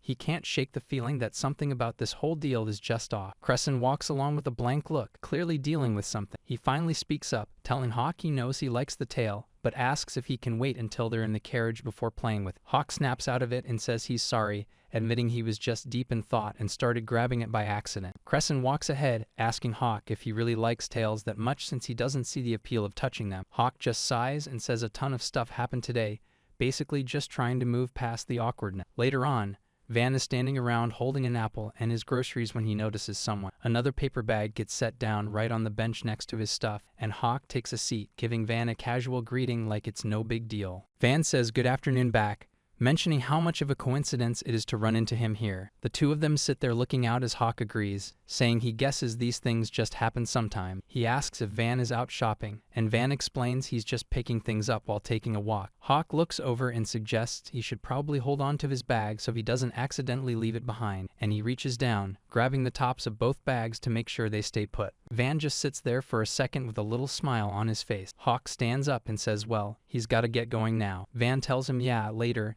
and Hawk says later back as he turns to leave. He starts walking off while Van stays behind on the bench, just watching him go. Once they're alone, Crescent asks if that was really all they were doing, and Hawk says yeah. Back at the academy, Hawk looks pretty stressed as he asks about cooperating. He gives a quiet yes while Rosa explains that his help is necessary to help her brother who just got expelled. Hawk is totally lost, saying even if she asks him, there's not much a guy like him can do for a duke's family. Rosa looks down and says she definitely isn't asking him to help them for free. Rosa starts off by saying she never really cared about fancy stuff before, but lately she's been wanting jewelry and art. She mentions hearing that his family's trading company is the best at finding those things, and Hawk just says he gets it. Hawk immediately catches on, realizing that buying expensive art is just a perfect excuse to move a massive amount of cash quietly. He looks right at her and asks if that's what she's actually getting at. Rosa doesn't deny it, telling him that since he already understands the situation that well, she'll explain the rest. She looks pretty down as she explains how everything went south once her brother was labeled a failure for not having magic. He didn't just lose his place at school, he was stripped of his noble title and kicked out of the family for good. It gets worse as she tells him their mom also got hit with the Duke's anger just for trying to stand up for her brother. Now the two of them are living in some tiny house, struggling to get by with basically no money. Rosa finishes by saying the real issue is that they've only ever known life as noble, so they have no idea how to survive like this. Rosa keeps going, saying there's just no way her mom and brother can suddenly figure out how to make money and live like normal people. She really wants to help them out, but the problem is her father and his guards are keeping a super close eye on her. Because of that, she tells Hawk she needs someone to work with who can move around and get things done without being followed. Hawk speaks up, reminding her that his family's trading company is already going to be watched pretty closely by the rest of the nobility anyway. He mentions he really doesn't want to get his dad's business in hot water just because of a choice he made. Pickle steps in and promises that if that happens, he'll use his power as the third prince to keep Hawk safe. All because Vanity is such a good friend. Hawk takes a second to think it over before finally telling them he gets it. He realizes he's going to have to break the news to his father and get his permission to go through with the plan, and even though he wasn't exactly looking for it, he's managed to land some huge connections with both the royal family and the Duke's house. Just then, Baron Gordo shows up with a huge smile, telling Hawk he's got some really big news to discuss with him. Hawk stands in his father's office, noticing the serious look on the older man's face. Baron Gordo tells him to hold on so he can explain his side of things. The plan is simple. Hawk explains that Lady Rosa is going to buy a bunch of cheap jewelry and art from their company at a massive markup. On top of that, he plans to take the extra profit from those sales and funnel it directly to Vanity, arguing that getting on the good side of the Duke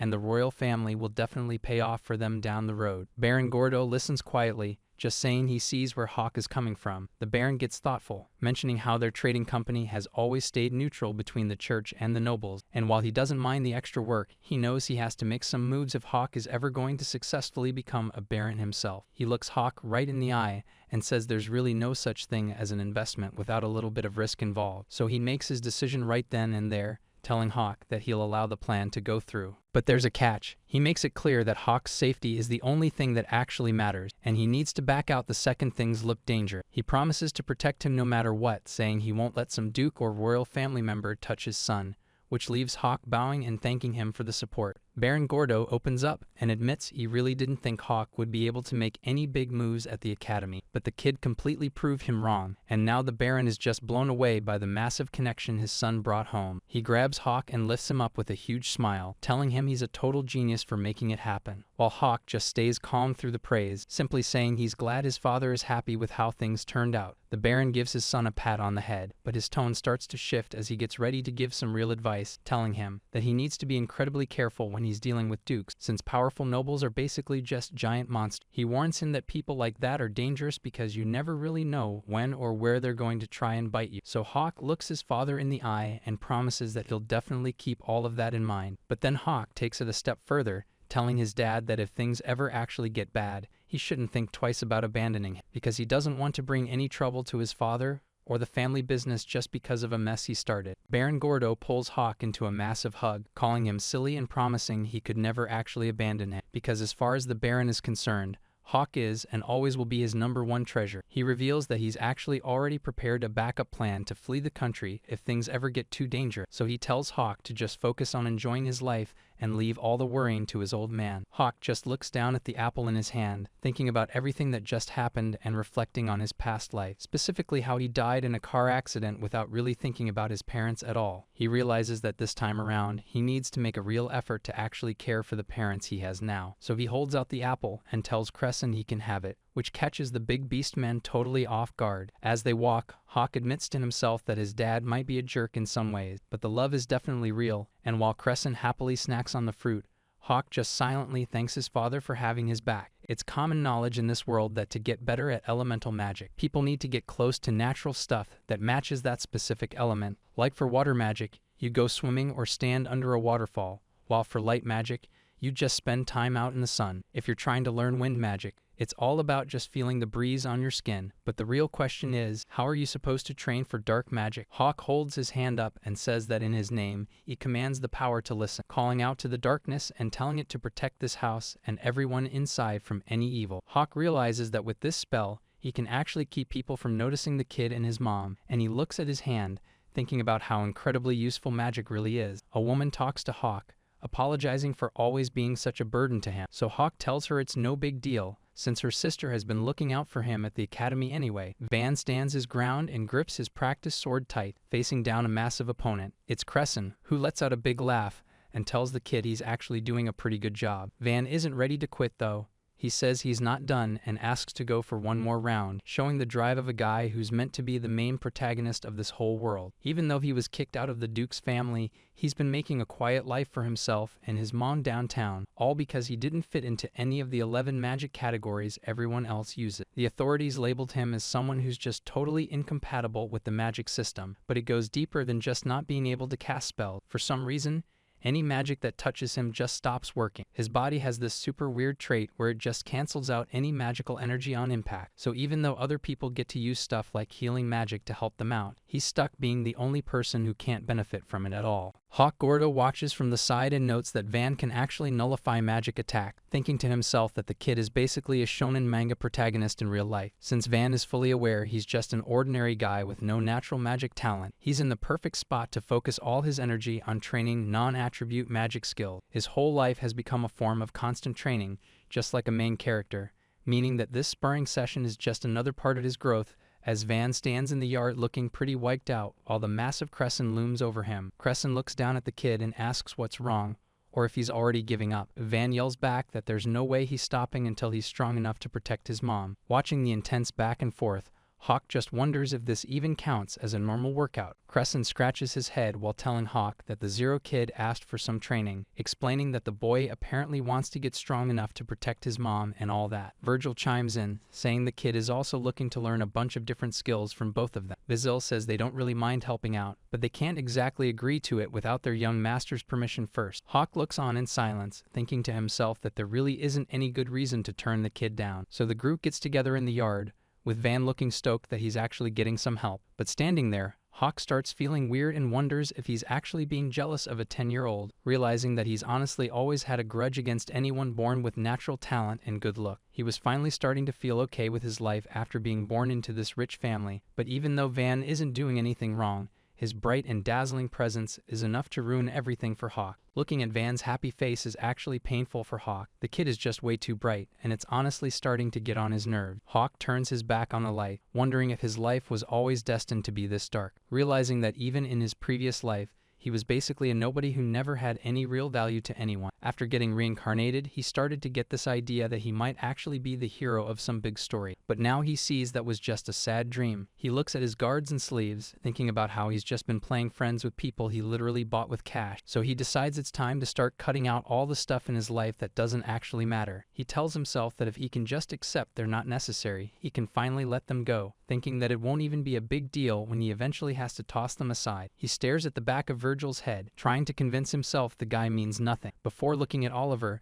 and telling himself the exact same thing. Hawk tells himself that Crescent doesn't matter either, adding the Beastman to the list of people he's ready to toss, thinking that eventually, everyone will realize he's just a boring guy with zero charm, just like in his old life, and then they can leave without feeling bad about it, since he's convinced his life has always been this way, and it's never going to change, even in this new world. Olive stands there with his arms crossed, just watching the kid walk away with a pretty serious look on his face, before he finally speaks up and calls out to his young master, which makes Hawk flinch a little. Olive leans in close and asks why he's got such a long face, and if something is actually bothering him, but Hawk just looks away, telling Olive that it's nothing, and he shouldn't worry about it. He looks at Olive and tells himself it's pointless to even talk to a supporting character who's just going to end up liking the real hero anyway. But as he gets more depressed, the magic elements he's absorbing from the air start reacting with the dark thoughts in his head. The energy turns black and starts sinking deeper into his chest, making his bad mood feel even heavier than before. Hawk stands alone in the shadow, thinking about how these dark thoughts are actually the first step toward becoming a top-tier dark magician. But even so, he's stuck dealing with this constant weight of darkness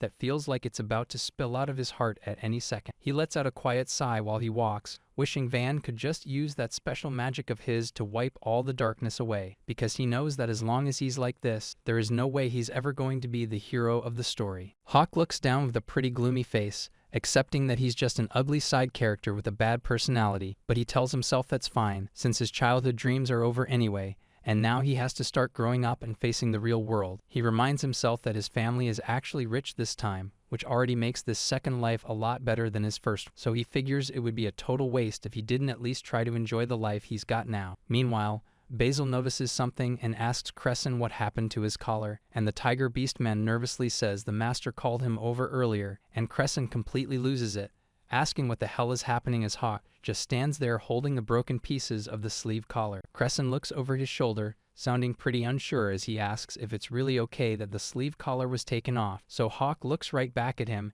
and asks what's stopping the Tiger Beastman from just cutting his head off while he sleeps and running for it. He looks down at the broken device in his hands and tells him that forcing someone to obey with a piece of junk like that is honestly just pointless. But Crescent just stands there looking completely lost, not knowing what to say to that. Hawk brushes it off and says it's nothing, explaining he just decided that if the collar isn't needed anymore, he doesn't care about it. Crescent scratches his head and realizes that, as usual, he has no idea what the kid is actually thinking. While over by the horse, Basil says the young master is always stuck in his own head, figuring the collar probably just looked uncomfortable anyway. Olive calls out to Crescent that it's time to move since Hawk is heading out, so the group gets ready to follow him, and later on they arrive at this huge, clean-looking church standing right in the middle of town. A priest waiting at the entrance asks if he's Hawk Gold, mentioning he's been hearing all sorts of rumors about the kid for a while now. The man at the door turns out to be the branch manager of the Branston Kingdom's church, a pretty high-ranking guy who introduces himself as Gemetsu Gotsuku, one of the 13 apostles of the faith. He seems friendly enough as he asks how he can help them out today. Hawk doesn't really waste any time with small talk, so he starts listing off things like donations, charity, aid, or loan, telling the priest it doesn't matter what they call it because he's strictly there to talk about money. The priest is a bit taken aback by how blunt the kid is, but he plays along, saying the goddess will definitely be happy about whatever good deeds he's planning. He gestures for the group to follow him further into the church to talk privately. Once they're settled, Hawk gets straight to explaining the situation. He lays out a massive deal, telling the priest that his family is ready to donate 7 gold coins every month for the foreseeable future. He wants 5 of those coins used specifically to hand out food more often, but there's a catch. He makes it clear that the Gordo firm's name is to stay completely out of it. The priest takes a second to process everything, finally realizing that Hawk isn't doing any of this for the fame or good PR. Hawk doubles down on the offer, telling the guy he'll throw in an extra 5 gold coins just for him if he keeps their name hidden, bringing the total to 12 coins. He makes it clear that this side payment to the priest is strictly off the books and won't ever be made public, ensuring the guy's reputation stays clean. The priest admits it's actually a pretty solid deal and that things are looking good for them, but he asks if this whole thing is secretly tied to the ducal family. Hawk's impressed by how fast the guy put the pieces together, telling him he's sharp. He explains that his family's company wants to be officially part of this operation while the priest just sits there thinking. Hawk points out that it would be a total disaster for the church if the royal family or the police started snooping around a bunch of mystery money, so he cuts to the chase. He tells the priest that the only thing he needs to know right now is if he's in or out. The room goes quiet as the priest sits there with his arms crossed, weighing the massive bribe against the risk, leaving the guy looking visibly stressed as he tries to decide if he should take the deal. The priest finally gives in and says he'll take the offer, so Hawk tells the guy to just sign the contract, and the priest starts to say something while picking up his quill to make things official. Hawk mentions that the paper is actually backed by dark magic. If the priest even thinks about breaking it, a deadly curse will trigger, but he plays it off, saying an apostle of the goddess would never dream of lying or going back on their word anyway. The priest gets pretty annoyed and tells the brat not to underestimate their religion, though he keeps going, calling Hawk a magic nonconformist and asking if he's trying to start up the religious wars from 300 years ago again. Hawk doesn't seem bothered at all, admitting that if his company can turn a profit during a war, he's totally fine with that outcome. Then he holds up his hand and tells the priest to chill out and not get so worked up over it. He suggests they should just try to get along, since at the end of the day, they're both just looking out for their own interests, leaving the priest grumbling about how the kid just won't shut up as he finally puts pen to paper. Gemetsu looks visibly annoyed as he finishes signing the deal, saying it would be one thing if Hawk was a beautiful older sister, but he has zero interest in being friends with a brat like him. Hawk just looks over the document and casually says, "Alright then." As he checks everything over, he tells the priest not to worry because he's not the type to do something cowardly like backstabbing him later, though Gemetsu just grunts and says he'll believe it when he sees it. With a confident smirk, Hawk announces that the contract is officially finalized and explains that starting now, at the beginning of every month, a member of the gold company will deliver donations under the name of the Gold Boar Shop. He thanks the priest for his time while heading for the door, but Gemetsu just snaps that he gets it already and tells the brat to get out of his sight. The priest tells Hawk never to show his annoying face around there again, adding that he absolutely hates men. Hawk just laughs it off, saying it's a funny coincidence since he hates women, so they should just try to get along as a man-hater and a woman-hater. The vibe gets a bit intense, so Hawk promises he isn't going to try anything fishy right now, and the priest admits that if the kid had waited even one more second to say that, he was ready to blast him with attack magic. Virgil greets Hawk the second he gets back to the mansion, and Hawk just lets him know he's home. But Virgil can tell something is off, asking why he looks so gloomy, though Hawk just ignores it and asks where Laurier is. Virgil points him toward the kitchen where he last saw the head maid, and Hawk gives him a quick thanks before Virgil stops him to ask if he ended up seeing that kid again while he was out. Hawk says he did, then looks at Virgil and asks if he's actually interested in the guy. Virgil just gives a little smile and says the kid really stood out as someone special. He asks if it's only natural to want to support a kid who's that direct and honest, leaving Hawk standing there in silence until Hawk finally tells him that if he cares that much, he should just go visit the kid himself when he's off work. He even mentions that the kid would definitely be happy to see a friendly face, but as Hawk starts walking away, Virgil gets worried and asks if he said something wrong, though Hawk just says it's fine. Laurier is right there to welcome Hawk the second he gets back, and he just casually lets her know he's home, and then he actually stops to tell her that the info she gave him was a huge help, giving her a real thank you. Laurier stands there for a second, looking a bit unsure before asking if he's really not going to say anything else to her, but Hawk just brushes it off, telling her there's no need for any of that. He makes it clear that as long as she's working for his family, he's only going to look at her as his head maid, and Laurier seems caught off guard, asking why he's not kicking her out after everything he's found out. Hawk just asks why he'd fire someone as good at her job as she is, telling her she can stay as long as she wants, which Laurier finally accepts. Since things are settled,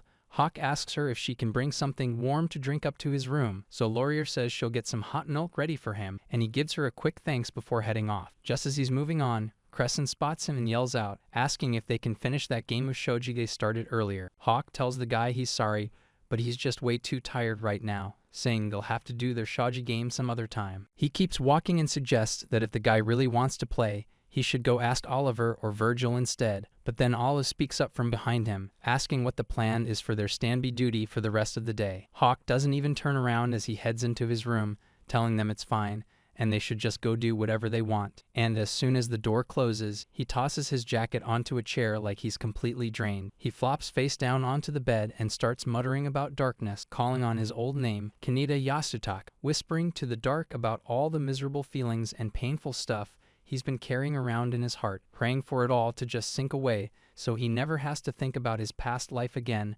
wanting to lock it all up forever. The pressure finally gets to him, and his voice cracks as he starts to let go, curling up into a ball on the bed and quietly crying himself to sleep. Vanity Zero used to be the eldest son of a high-ranking noble family, but then his father, Duke Zero, loses his mind and starts screaming at him, calling him a son of a beat. The Duke keeps going, telling him right to his face that he's a total disgrace to the Zero family name. His sister Rosa tries to step in and begs her father to stop, while everyone else in the hall just watches and whispers, leaving Vanity standing there completely stuck, trying to wrap his head around how he has zero talent for attribute magic. He's pretty much in shock. It's hitting him hard that he really doesn't have any of the power he was supposed to have. It feels like a sick joke, and he starts feeling like he was just given false hope for nothing, especially when his father stands over him and yells that he doesn't need anyone useless in his family, banning him from even using their name. His mom tries to defend him, crying out and asking how he could say that about their own son, but the Duke just tells her to shut up and blames her for giving birth to such a worthless kid. The Duke's voice booms as he banishes Vanity and his mother from the family. They're left huddled together on the floor while life as they knew it ends. After becoming commoners, Vanity starts to realize that things are way different than before. All the people he used to call his friends suddenly turn cold and mean the second he loses his status. Even getting food is a nightmare. The meals he used to take for granted are hard to come by now, and everything is so expensive that he struggles to even afford a single piece of fruit from the market. It's a massive reality check. He looks down, thinking about how spoiled he really was growing up, and clenches his fist as he realizes just how ignorant and naive he was back then. But he knows it could have been even worse than this. Despite the mess, his sister Rosa and her fiancé, Prince Pickles, are the only ones who haven't abandoned him yet. He's living in the lower part of town now, just trying to get by, when a new face suddenly appears. Hawk Gold reaches out a hand to help the fallen noble. He's known for having a pretty sharp tongue, probably because he grew up in a merchant family, but turns out he's been the only one actually being nice and caring to Vanity and his mom since they got kicked out. Since normal healing magic doesn't work on Vanity, Hawk has been personally bringing over medicine. He even gave Vanity the green light to train with his own personal guards to help him get stronger. To keep Vanity and his mom safe, Hawk set up a magic barrier around their house and keeps them connected to Rosa by delivering her letters and cash. He's even the one who pressured the church to start handing out food to the poor more often. Hawk looks at him and tells Vanity to listen close. He explains that being ignorant just leads to more problems and unnecessary pain. He says it's best to learn as much as possible so that he has the strength to survive on his own. Hawk points out that even if he's aptitude-less, he still has magic in him, so he should check if he's actually suited for non-attribute magic instead. Hawk keeps the advice going, telling Vanity that since it's his own body they're talking about, he really should take the time to look into how it works. He even suggests a different way to look at his situation, saying it's not that magic hates him, but that magic is actually just afraid of him. Hawk mentions that thinking about it like that might make Vanity feel a bit better, and as long as he keeps those thoughts to himself, he can believe whatever he wants. He thinks that if Vanity can just stay positive about things, he'll be able to live a much more constructive life. Hawk stops himself for a second, looking a little bashful while admitting he might not really have the right to be giving out life advice like that. It hits Vanity right then that between Rosa, Prince Pickles, and even a guy like Hawk, he's actually found people who are his real friend. Later on, Vanity is back to training with a wooden sword, but he gets told to snap out of it and stay focused. Crescent is the one sparring with him, and he warns the kid that getting lost in thought during a real fight is a good way to get killed. Vanity ends up flat on his back after Crescent lands a hit, letting out a quick shout as he hits the dirt. But the tough tiger beastman loses his cool instantly, looking totally panicked while asking Vanity if he's actually hurt. Crescent looks completely stressed out as he checks on Vanity, asking the kid if he's actually doing alright after that hit. Vanity tries to brush it off, saying he just bled a little bit and is totally fine to keep going with the practice. But Hawk steps in and shuts that idea down immediately, putting a hand on his shoulder and telling him he is definitely not okay. The big tiger beastman just stands there rubbing his head, looking pretty guilty while he apologizes to Hawk for getting too rough. Hawk explains that he doesn't expect Vanity to get through training without a few scars or some typical injury, but he's more worried about the science of it, pointing out that if any germs get into an open wound, the kid could end up with a nasty infection. Vanity looks a bit annoyed, asking if Hawk is going to pull out that stinging disinfectant again, since he really hates how much it hurts. As they start walking, Hawk reminds him that since healing magic doesn't work on his body, he can't just take risks, meaning he has to be way more careful about catching diseases or getting hurt than a normal person would. Crescent follows behind them looking pretty terrified, muttering about how Rosa is going to end him if anything bad happens to her brother. Hawk admits that the situation is pretty rough, so Van just tells him he should probably give up and accept defeat already. The two of them head back inside the house, walking into the room where Van's mother is busy sitting and knitting. She looks up and immediately freaks out when she sees the red mark on his leg, yelling about how there's blood everywhere. Van tries to play it cool, telling her it's just a small scrape and that she's totally overreacting about the whole thing. Hawk just smiles and tells him he's lucky to have a mom who cares that much about him, especially since she insists that he needs to get to the sink right now to wash it off, which Van agrees to do. Van sits down by a wooden basin and starts cleaning the cut, hissing in pain as the water hits the open wound. He starts thinking to himself that putting up with this is a small price to pay if it means the future Duke owes him a favor, but then he remembers his current situation and realizes he isn't even in line to become a Duke anymore, although Hawk chimes in, saying that if Van can actually find a way back into the Duke's good graces, then everything would be even better. Hawk points out that this deal is a win for both the Gold Company and the Goldbergs, and even if things go south, he's still doing a solid for Rosa since she's the next Duke, which gets Van thinking about the kind of person he wants to be, someone who's both strong and kind at the same time. He wants to reach a point where he doesn't have to show off those traits, but can just act naturally, just like Hawk does. Standing there by the wash basin, he tells himself he needs to improve so that one day, Hawk can actually be proud to call him a friend. He accepts his new life as Van the Commoner, while still holding on to his roles as Rosa's older brother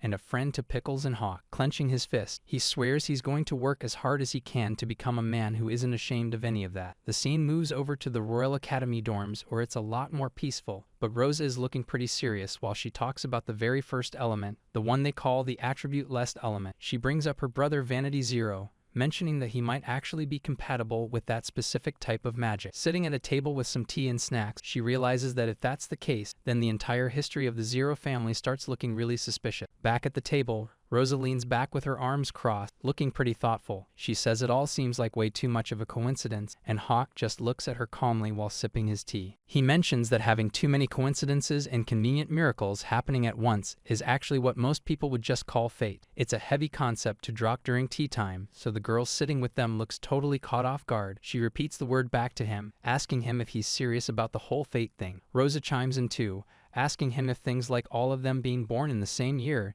and meeting by chance at this school counts as fate in his book, but Hawk just tells them to put the jokes aside for a minute. He says he's not sure about the three of them, but he's definitely not the kind of guy who gets chosen by fate. Rosa just smiles at that, teasing him about how he's already back to talking bad about himself again. Hawk doesn't skip a beat and takes another sip of tea, telling her he isn't being mean, he's just being objective about the fact. The truth is, people have always said pretty nasty things about the Gold Company, and that reputation definitely extended to the son as well. Back then, everyone called him names like stupid, arrogant, or a womanizing pig. They basically saw him as nothing more than an ugly little piglet who looked just like his dad. Prince Pickles admits that even though he used to think all the bad rumors about Hawk were just total lies, he also figured that if Hawk really did grow up being spoiled rotten by his father, it would make sense for his personality to be pretty twisted. Because of those expectations, the prince explains that he was actually caught off guard when they finally met for the first time. Hawk didn't look like a spoiled brat at all, just a guy who seemed completely checked out. He wasn't trying to be the center of attention or push people around, and it really seemed like he didn't care about anything happening. Pickles noticed him just looking down at everything around him, and he instantly recognized that specific look. He tells the girls that looking at Hawk was like looking into a mirror and seeing his own eyes staring back. It's a feeling he knows well because as the third prince of this kingdom,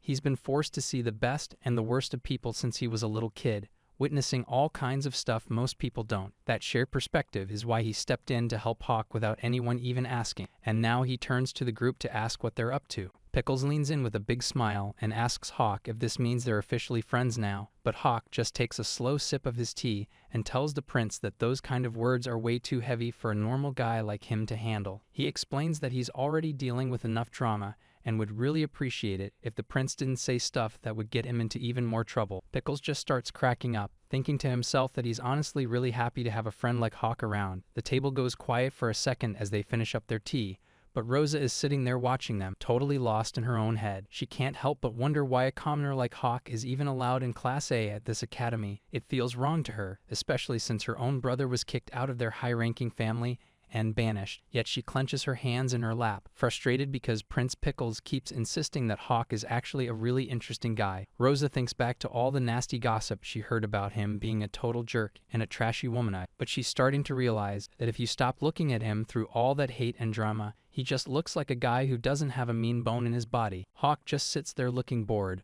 but the people around him are starting to realize he's actually a pretty interesting guy with a viewpoint they've never seen before. Word is starting to spread through the halls about his theories, and even Rosa has heard all the talk going around regarding the legendary 12th attribute. It's supposed to be something that doesn't even exist in their world, but Hawk talks about it like it's the 0th attribute, and the whole idea has Rosa looking completely lost in thought. As she stares down at her tea, she thinks about how the same logic applies to the way he looks at attribute-less magic. It's a perspective nobody ever considered because he's actually sitting there thinking about the concept of nothing as an actual thing. Rosa starts questioning everything, wondering what it means if her brother really has nothing inside him. She can't believe she never thought of something so simple, and she can't help but wonder what the world even looks like to someone like Hawk, or how people like her look when he sees them. The mood shifts when Hawk casually mentions that Van was actually super worried about her this whole time, and he adds that his friend is probably feeling a weird mix of being thankful and feeling bad about things, like a 60-40 split. Hawk reaches into his uniform and pulls out an envelope,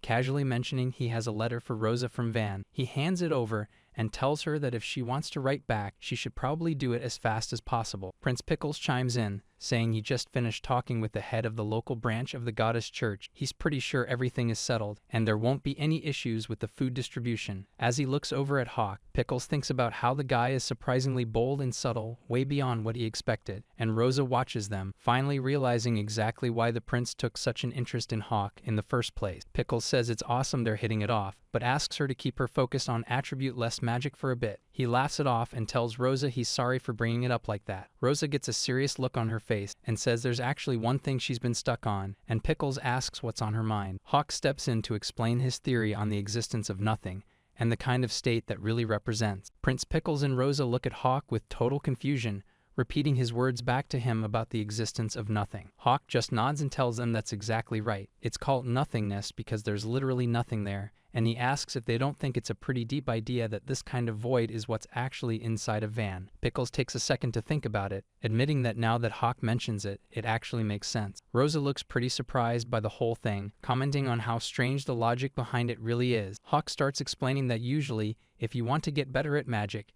you're supposed to match the elements in your body with stuff that's similar. But Van is already totally convinced that he has no talent for magic. He's basically given up on it entirely, so the only reason the guy even picks up a sword is because he wants to find a way to fight without using any power. Hawk points out that believing your own power is useless or doesn't exist. Well, that's the real secret, because he asks them if that isn't actually the perfect way for someone with attribute-less magic to train, leaving them both speechless. Rosa says it's a pretty fresh idea, and admits she's actually impressed by his logic. Hawk just smiles and tells them that this is all just a theory for now, but he explains it like this: a donut hole can't really exist unless there's a donut there to make it. He asks them what nothing even is, answering that it's just something that should be there but isn't. He says the idea of something being nothing is a total contradiction, and asks if they don't find that interesting. Hawk holds up a broken piece of the snack and asks what happens to the hole in this situation. He points out that once it's cut in half, the hole is gone, so he asks if it just disappeared. Everyone laughs and snickers as Hawk just munches on his donut. Eventually, he suggests they should probably wrap things up and head home for the day. But before they go, Hawk tells Rosa he has something for her, handing over a letter while Pickles watches. The document Hawk hands over is a research paper titled "Why Attributeless People Are Attributeless." Rosa reads the title out loud, sounding a bit surprised by the bold claim as Hawk explains that even though the title is blunt, it's actually a full study on how attributeless magic works. Pickles takes a second to think about it, looking pretty serious because Rosa points out that having research like this is actually dangerous in the Branston Kingdom since the Church of the Goddess runs things. Hawk admits he kept the details about Van's lack of magic pretty vague for safety, and says the rest is just his personal theory on how elements work. He adds that anyone who actually knows their stuff about magic will be able to tell what his real goal is. Rosa gets where he's coming from, but she asks why he doesn't just present the paper himself instead of giving it to her. Hawk tells her that if a common kid like him tried to show this to the world, people would just laugh or shut him down immediately, so Rosa agrees that it's worth looking into, telling him she has no problem presenting it under her own name. Rosa tells Hawk it's totally fine if her and the prince just get a special thanks at the end of the book. Pickles agrees, and Rosa says they get that this whole thing is really just a plan to help her brother out. The three of them stand there together finishing up their talk, but it turns out there's a catch because, at that moment, Hawk and the others had no idea what was actually coming for them next. It was like dropping a small pebble into a pond. The research paper started as a tiny ripple, but it was about to turn into a massive wave that changed everything. Somewhere else, an old guy in a library spots the paper and seems pretty interested in what it says. But then the scene shifts to some dangerous-looking guys who decide they need to assassinate the people involved fast. They're worried that leaving things as they are will put their own group in a lot of danger pretty soon, leaving one of the maids back at the mansion looking pretty worried as she whispers about her young master. Over at the Scholars Guild, everyone is losing it over the research paper, calling the whole thing a totally new concept. One of the scholars can't even believe someone came up with this way of looking at attribute magic, and he shouts that this is definitely the discovery of the century, getting the rest of the guys all hyped up. It's such a big deal that they want to find the author, Rosa Zero, and get her to join them as soon as possible. Back at the school, Prince Pickles calls out to Hawk to get his attention for a second. He addresses Rosa with her royal title, but she's already starting to look a bit overwhelmed by everything. Rosa looks totally stressed out and whispers Hawk's name, wondering what she's even supposed to do now that things are getting intense. So Hawk steps in and tells her to wait while he figures out a plan, making her feel a bit better as he suggests they all head over to the royal quarters in the dorms instead. He points out that there's a solid magic barrier over there, which should keep them safe from any unwanted guests. Hawk is standing there looking pretty deep in thought, admitting he never expected things to go down like this. Rosa looks totally stressed out with her hand on her face, saying this has turned into a real mess. Hawk just looks down and agrees with her, nodding along that they definitely got a big problem on their hands. He mentions he never in a million years thought he'd be asked to skip a grade because of all this. He stands there looking at the wall, completely stuck, and wondering what he's even supposed to do now. The whole thing started with that research paper titled, Why Attributeless People Are Attributeless, which on the surface just looks like a normal study about people without magic attributes. But Hawk reveals that even though they put Rose's name on it, it was actually him writing down his own ideas. He only put the work together to get on the good side of the higher-up, but the plan backfired since it got way too much attention from the guild, and now they're trying to push the author straight into university. Hawk looks pretty stressed out and asks if their only real option is to just turn the offer down. Rosa holds her hands together, looking at him while saying this is a huge chance for everyone to finally respect him. She gets into the details, mentioning it's an invitation to the top research facility and the Scholars Guild, which would let him skip straight to university, but she's mostly worried that if they pass this up, she'll lose her best shot at ever helping her brother out. Hawk stands his ground, pointing out that Rosa doesn't even fully get what was written in that paper, while Rosa tries to protest, explaining that if they take a shady shortcut and get caught, the people who hate the truth about magic will try to silence them, and if that actually goes down, the damage they deal to them would be way worse than anything he can imagine. Rosa stands there looking completely defeated, finally admitting that she can't really argue with what he's saying. Hawk looks away and says it looks like they really don't have any choice but to give up on the idea, figuring the safest thing for everyone is to just pretend the whole skipping grades thing never even happened. Hawk explains that there isn't any point in rushing for success if it just leads to them failing in the end, pointing out that Rosa's plan was always way too reckless for a country where the Church of the Goddess is so powerful. He tells her they need to move forward as carefully as possible, so Rosa agrees and apologizes for getting ahead of herself, while Mint admits it's a real shame, but says she has no choice but to turn down the offer by revealing Hawk was the one who actually wrote the paper. Just then, a random voice tells them that isn't the case at all, calling out to them as troubled youth, and a massive old man with a long white beard and a heavy cloak suddenly shows up right in the middle of the room. Mint lets out a scream while Rosa looks completely shocked, immediately recognizing the man as Principal Merlin. Hawk gets worked up, asking how he even got in there, and demanding to know what he meant by his earlier comment. So Merlin just chuckles and tells them they don't need to be so worried, even though it's clear they're all having a rough time, leaving Rosa confused, asking how he even got into the room when there's supposed to be barrier magic protecting the place. Merlin admits he's the one who set up the barrier around the whole academy, which is why he was able to build in as many secret shortcuts as he wanted for himself, telling the group to keep it a secret since he'd get in huge trouble if anyone found out. Hawk stays quiet, but he realizes this means the old man heard everything they were talking about and calls out his shady personality. Merlin just laughs it off and says he'll take that as a compliment, which completely catches Hawk off guard, making him wonder if this guy is actually reading his mind right now. The principal claims he doesn't usually peek at students' private thoughts because he thinks it's pretty low, but Hawk isn't buying it, thinking that just because he says he won't doesn't mean he can't. Merlin insists that student privacy is important and says he only guessed what Hawk was thinking because it was all over his face. This has Hawk seriously stressed out, knowing that if the old man can read minds, he might find out about his past life. Hawk is basically a total freak of nature, a person reincarnated from a whole different world,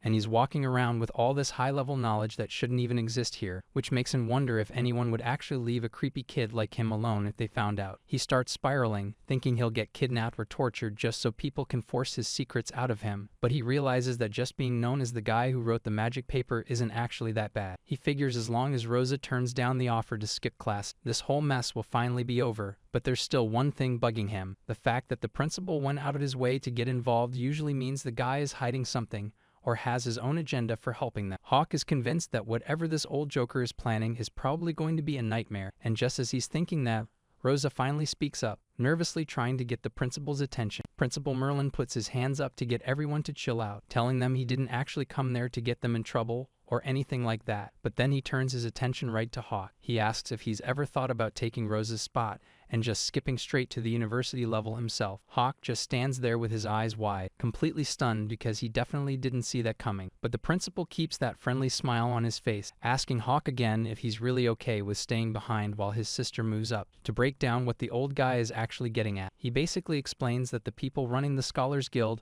are all a bunch of weirdos who don't care about the usual social rules. In their eyes, it doesn't matter if you're a high-ranking noble or just some random person off the street, as long as you can talk about the magic paper in detail.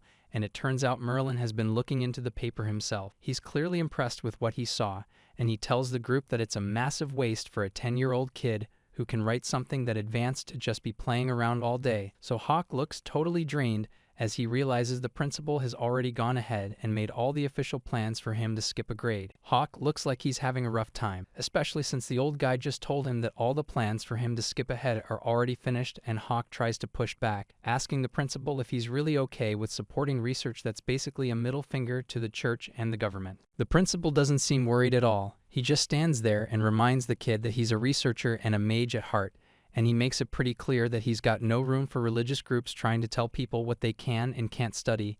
Then he looks right at Hawk and mentions that this whole setup might actually be a pretty sweet deal for him too. He goes on to explain that the people running the Scholars Guild aren't part of the royalty or the church. They're just a group of research-obsessed guys who don't give a damn about the rules. The old man asks if a place full of people like that sounds like somewhere Hawk would finally feel at home, leaving Rosa standing there in total shock. She even ends up repeating the principal's "to hell with it" line under her breath. Pickles clears his throat to snap her out of it, gently reminding her that a lady really shouldn't be using that kind of language. So Rosa starts blushing and panicking, quickly telling the prince she's sorry and that she was just way too surprised by what she heard. Pickles notices Rosa looking a bit overwhelmed and tells her he actually gets why she feels that way, since he admits he didn't think the principal would be so honest and blunt about everything either. But Merlin just chuckles and says the world is full of surprises, mentioning that even the king learned that lesson the hard way. Hawk takes a second to process everything before speaking up, telling everyone he's decided to accept the deal and realizing that if he just looks at the numbers and the profit, this really isn't a bad setup for him at all. He knows the Zero siblings would be happy to see more research being done on attribute-less magic, and he figures if his research actually goes well, he might even end up earning himself a noble rank, something that would finally let him break off his engagement with Sunny as his carriage rolls through the night. The truth is, he has no interest in getting married or having a family of his own, and he's only been dealing with the constant pressure to settle down for the last 2 years for the sake of his parents. Hawk stares at the academy building, thinking that if finishing a couple of college degrees is what it takes to avoid getting married, he's totally down to do it,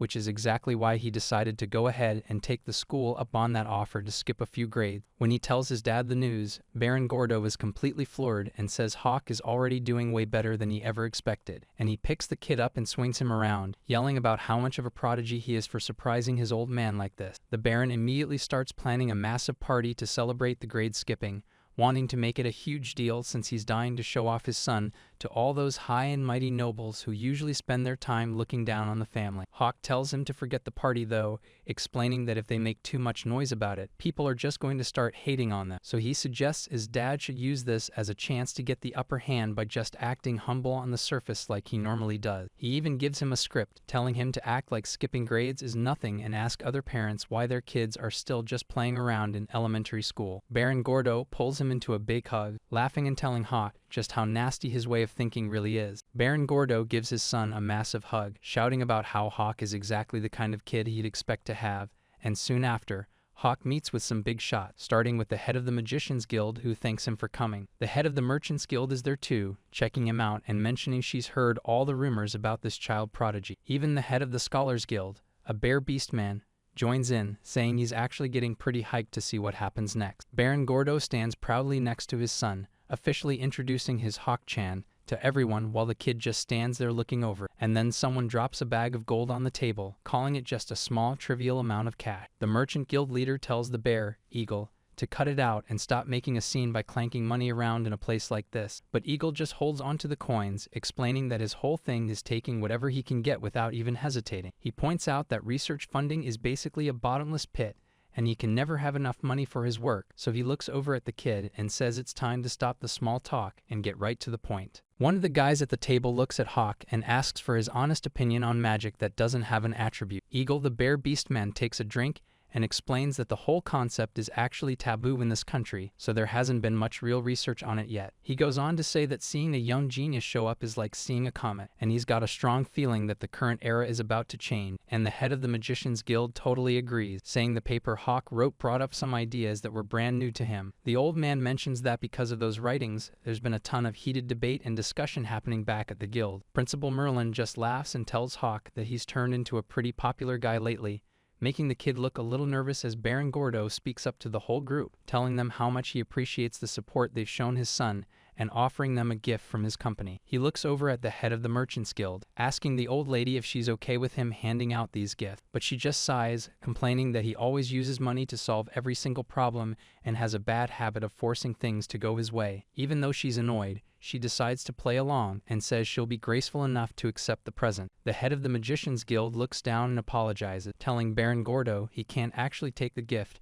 because there's a strict rule against the school staff accepting money from any of the students' parents, though he admits the whole situation is pretty disappointing. Baron Gordo doesn't miss a beat and says if that's the case, he'll just have to donate more money to the academy than ever before. He lifts his glass for a toast, thanking everyone at the table for taking such good care of his son Hawk. The old guild leader seems totally fine with that plan, saying that extra funding would be a wonderful help. Eagle chimes in, mentioning they already went through the trouble of letting the kid skip grades and promises he'll be watching over him personally. The head of the Merchants Guild just looks at him and says she'd honestly be more worried if the kid's future was left entirely up to Eagle. Principal Merlin laughs it off and says everyone is overreacting. He even jokes about whether the guy known as the Demon Eagle is actually just a doting parent. Eagle just shrugs and explains that any obstacle you can clear with money should be handled as fast as possible, especially since learning is a constant fight against people who don't understand. The head of the Magicians Guild agrees, saying that if they don't do the proper groundwork now, it could really come back to haunt them at a crucial moment. The head of the Merchants Guild snaps at the group, asking if someone can please do something about the overly dramatic way they're all talking, while Hawk just sits there feeling completely drained, thinking that these people's personalities are so intense they're actually giving him heartburn. He tells himself he can handle the annoying dinner since it means finally saying goodbye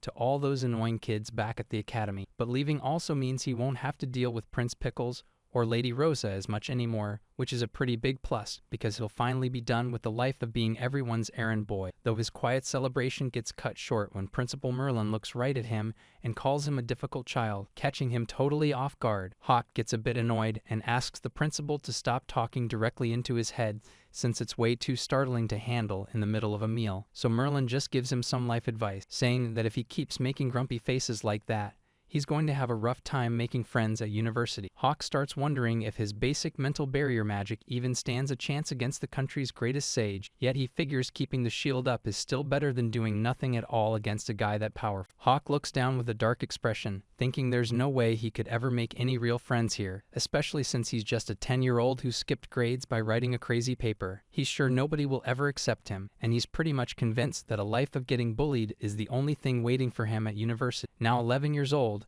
Hawk Gordo stands ready in his new uniform, looking a bit stressed out, as he officially starts his first day as a freshman at the Royal University. Standing in front of the lecture hall, Hawk introduces himself to the class and says he looks forward to working with them, and a couple of the guys in the front row act friendly, saying it's nice to meet him and that they should all do their best. The girls nearby seem just as nice, calling him a cute kid and acting totally impressed that he was smart enough to skip grades. But underneath the smiles, the guys are actually thinking it's a joke to sit next to a brat who probably just bought his way in, while the girls are secretly judging him too, wondering what dirty tricks he used or if his talent is just plain creepy. Hawk just looks tired, not really caring about the fake smiles from his classmates. He expected them to act like that anyway. Later on, Hawk is hanging out with Principal Merlin, who asks him if he's actually enjoying his time at the university so far. Hawk closes his eyes, looking totally drained, and tells Merlin it's pretty obvious he's just trying his best not to stand out. But Merlin thinks it's a joke that the students can't see through such basic concealment magic, saying the school's reputation is basically trash, though Hawk points out that everyone is so blinded by their own bias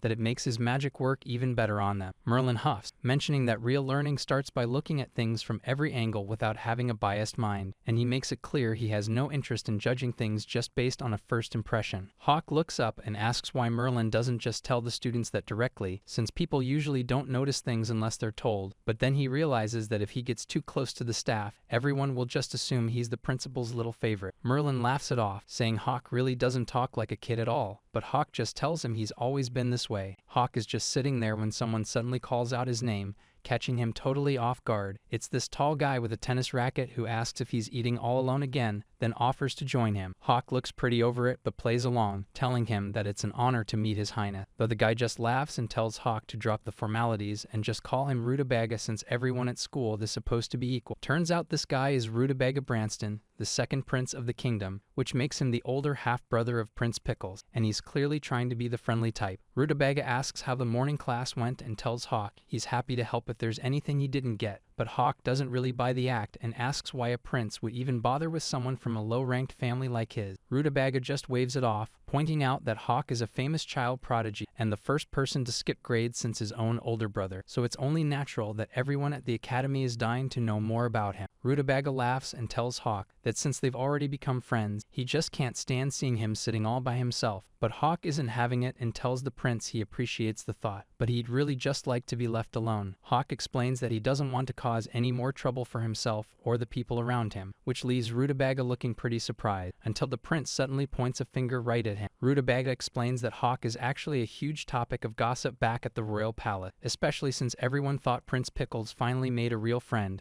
only to find out he was a commoner merchant. He points out that between skipping grades and writing that paper on attribute-less magic, Hawk is drawing way more eyes than he probably thinks, so Hawk just gives a little half-smile and thanks him for the heads up. Rutabaga cracks up, calling him a strange kid while reaching over to mess with his hair, saying that all those weird quirks are exactly why he's so interested in getting to know him. Hawk just stands there in silence, looking completely annoyed as he tries to fix his messy hair. Rutabaga holds out a racket and asks Hawk how he feels about getting some post-meal exercise, but Hawk just stares at it while groaning, thinking through his options since he really doesn't want to move right after eating. He eventually gives in and says he can only handle a simple rally, mostly because he feels like a commoner can't really turn down a prince. As Rutabaga gets ready to serve, he casually asks Hawk what his take is on how the academy is being run these days, but Hawk just shrugs it off and says he doesn't really think about that kind of stuff, which gets a surprised look from the prince. Hawk explains that as a commoner, it would be pretty rude of him to have opinions on people with his kind of status, though Rutabaga doesn't seem to buy it and asks if that's actually how he feels. He swings his racket with some serious force, telling Hawk that people like him are probably the reason Hawk keeps his mouth shut, so Hawk looks down and tries to play it off as a joke, mentioning that goes for Rosa, Pickles, and Rutabaga as well. Hawk looks away and asks what everyone actually expects from a guy like him. Rutabaga turns his back and asks if the real issue is that he doesn't like being used. Hawk says it's just weird, mostly because the prince definitely has way better tools to use than him, but Rutabaga tells him he shouldn't hesitate to use whatever is around, since that's just the reality for royalty. He stands across the court and explains that he and all his siblings were pretty much born to be tools, which is why he's so interested in someone like Hawk, who stays respectful and free without being scared of anyone. Hawk just stares back with a tired look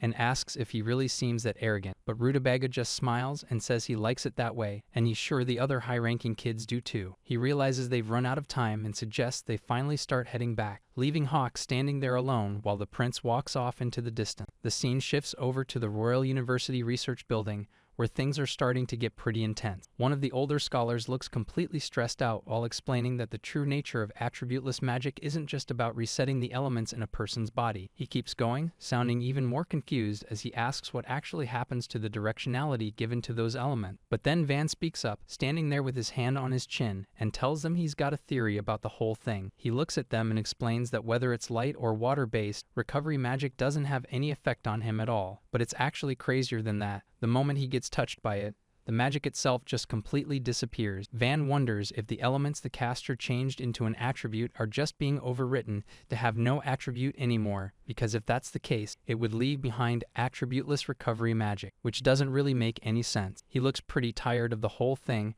while asking where the converted element even goes if the recovery effect is being cancelled out, and the scholars watching him just lose it, yelling that they've never even heard of such a wild idea before. One of the scholars realizes that if they really think about it, they don't even know what attributeless magic is actually capable of yet, and Van starts breaking it down, explaining that the magic they normally use is just elements from the air passing through a person's body to get an attribute based on their makeup, which gets triggered by specific commands, like how water and light recovery magic both heal wounds with basically the same results, leading another scholar to point out he's heard that elves even have their own wood-type version of healing magic. He keeps the theory going, suggesting that maybe the commands given to those elements are the actual essence of magic itself, and wonders if attributes are really just stabilizers used to help a person visualize the effect they want to create. A realization hits the room that this kind of thinking could completely flip the world's understanding of magic upside down. The scholars start getting hyped, realizing that things like dark or fire attribute healing, stuff that used to be impossible,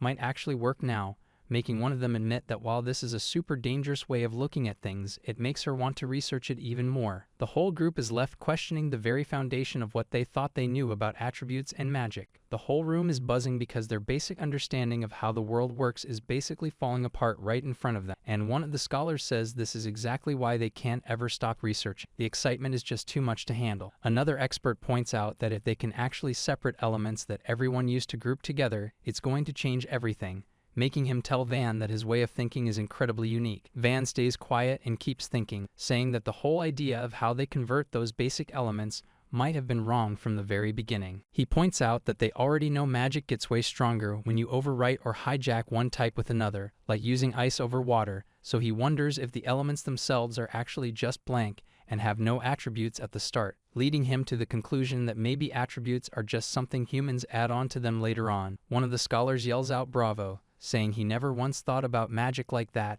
and it's a total shift in perspective, which gets the rest of them fired up to start researching and experimenting so they can verify Van's theory as fast as possible. Eagle claps his hands together with a huge grin, telling Hawk that he's absolutely wonderful and did an amazing job, and he mentions that inviting Hawk was definitely the right move before telling the rest of the scholars to quit relaxing and get to work. Later on, Hawk is sitting at his desk looking totally drained, sighing to himself about how he's completely worn out from the day, but he knows that if he wants to dodge that arranged marriage, he's going to have to pull off even bigger results than this, and on top of that, he figures there's no downside to doing a few favors for the 0 siblings while he's at it, which just gives him one more reason why he can't afford to take a break or rest at all right now. Suddenly, there's a loud knock at his door, making Hawk look over and ask who's there, but then his body finally gives out on him, and he just dropped, hitting the floor face first like a light. Crescent bursts into the room and starts panicking, yelling for his master and asking if he's alright after seeing him collapse. And the next thing we see is Hawk lying in bed, finally forced to take that rest he said he didn't have time for. Hawk slowly opens his eyes and wonders if he's ended up in the hospital, but Crescent is right there, yelling that he's finally awake,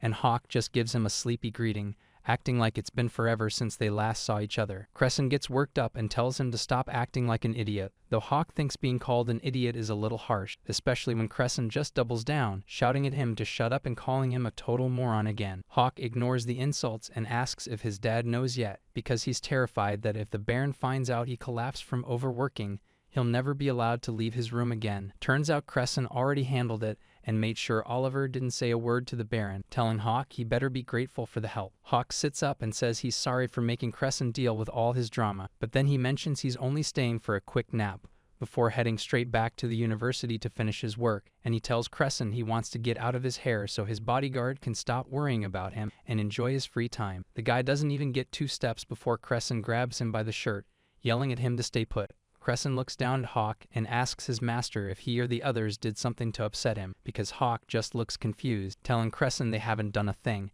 and have actually been doing a great job looking after. Crescent gets even more annoyed, shouting that Hawk is totally missing the point and asking if he seriously doesn't understand, while he punctuates his frustration by slamming a fist right onto the kid's head, leaving Hawk dazed. The Tiger Beastman yells that he can't stand this anymore since he doesn't have the patience the other guards have. He looks ready to lose it, leaning over the bed with his eyes glowing as he confronts him. He shouts that the real issue is that Hawk isn't doing anything at all lately, and Crescent starts listing off how they used to do everything together, from eating and beating to shopping and just laughing. But now he's wondering why they aren't having fun like they used to, because it seems like Hawk just suddenly stopped caring about all the things they used to do as a group.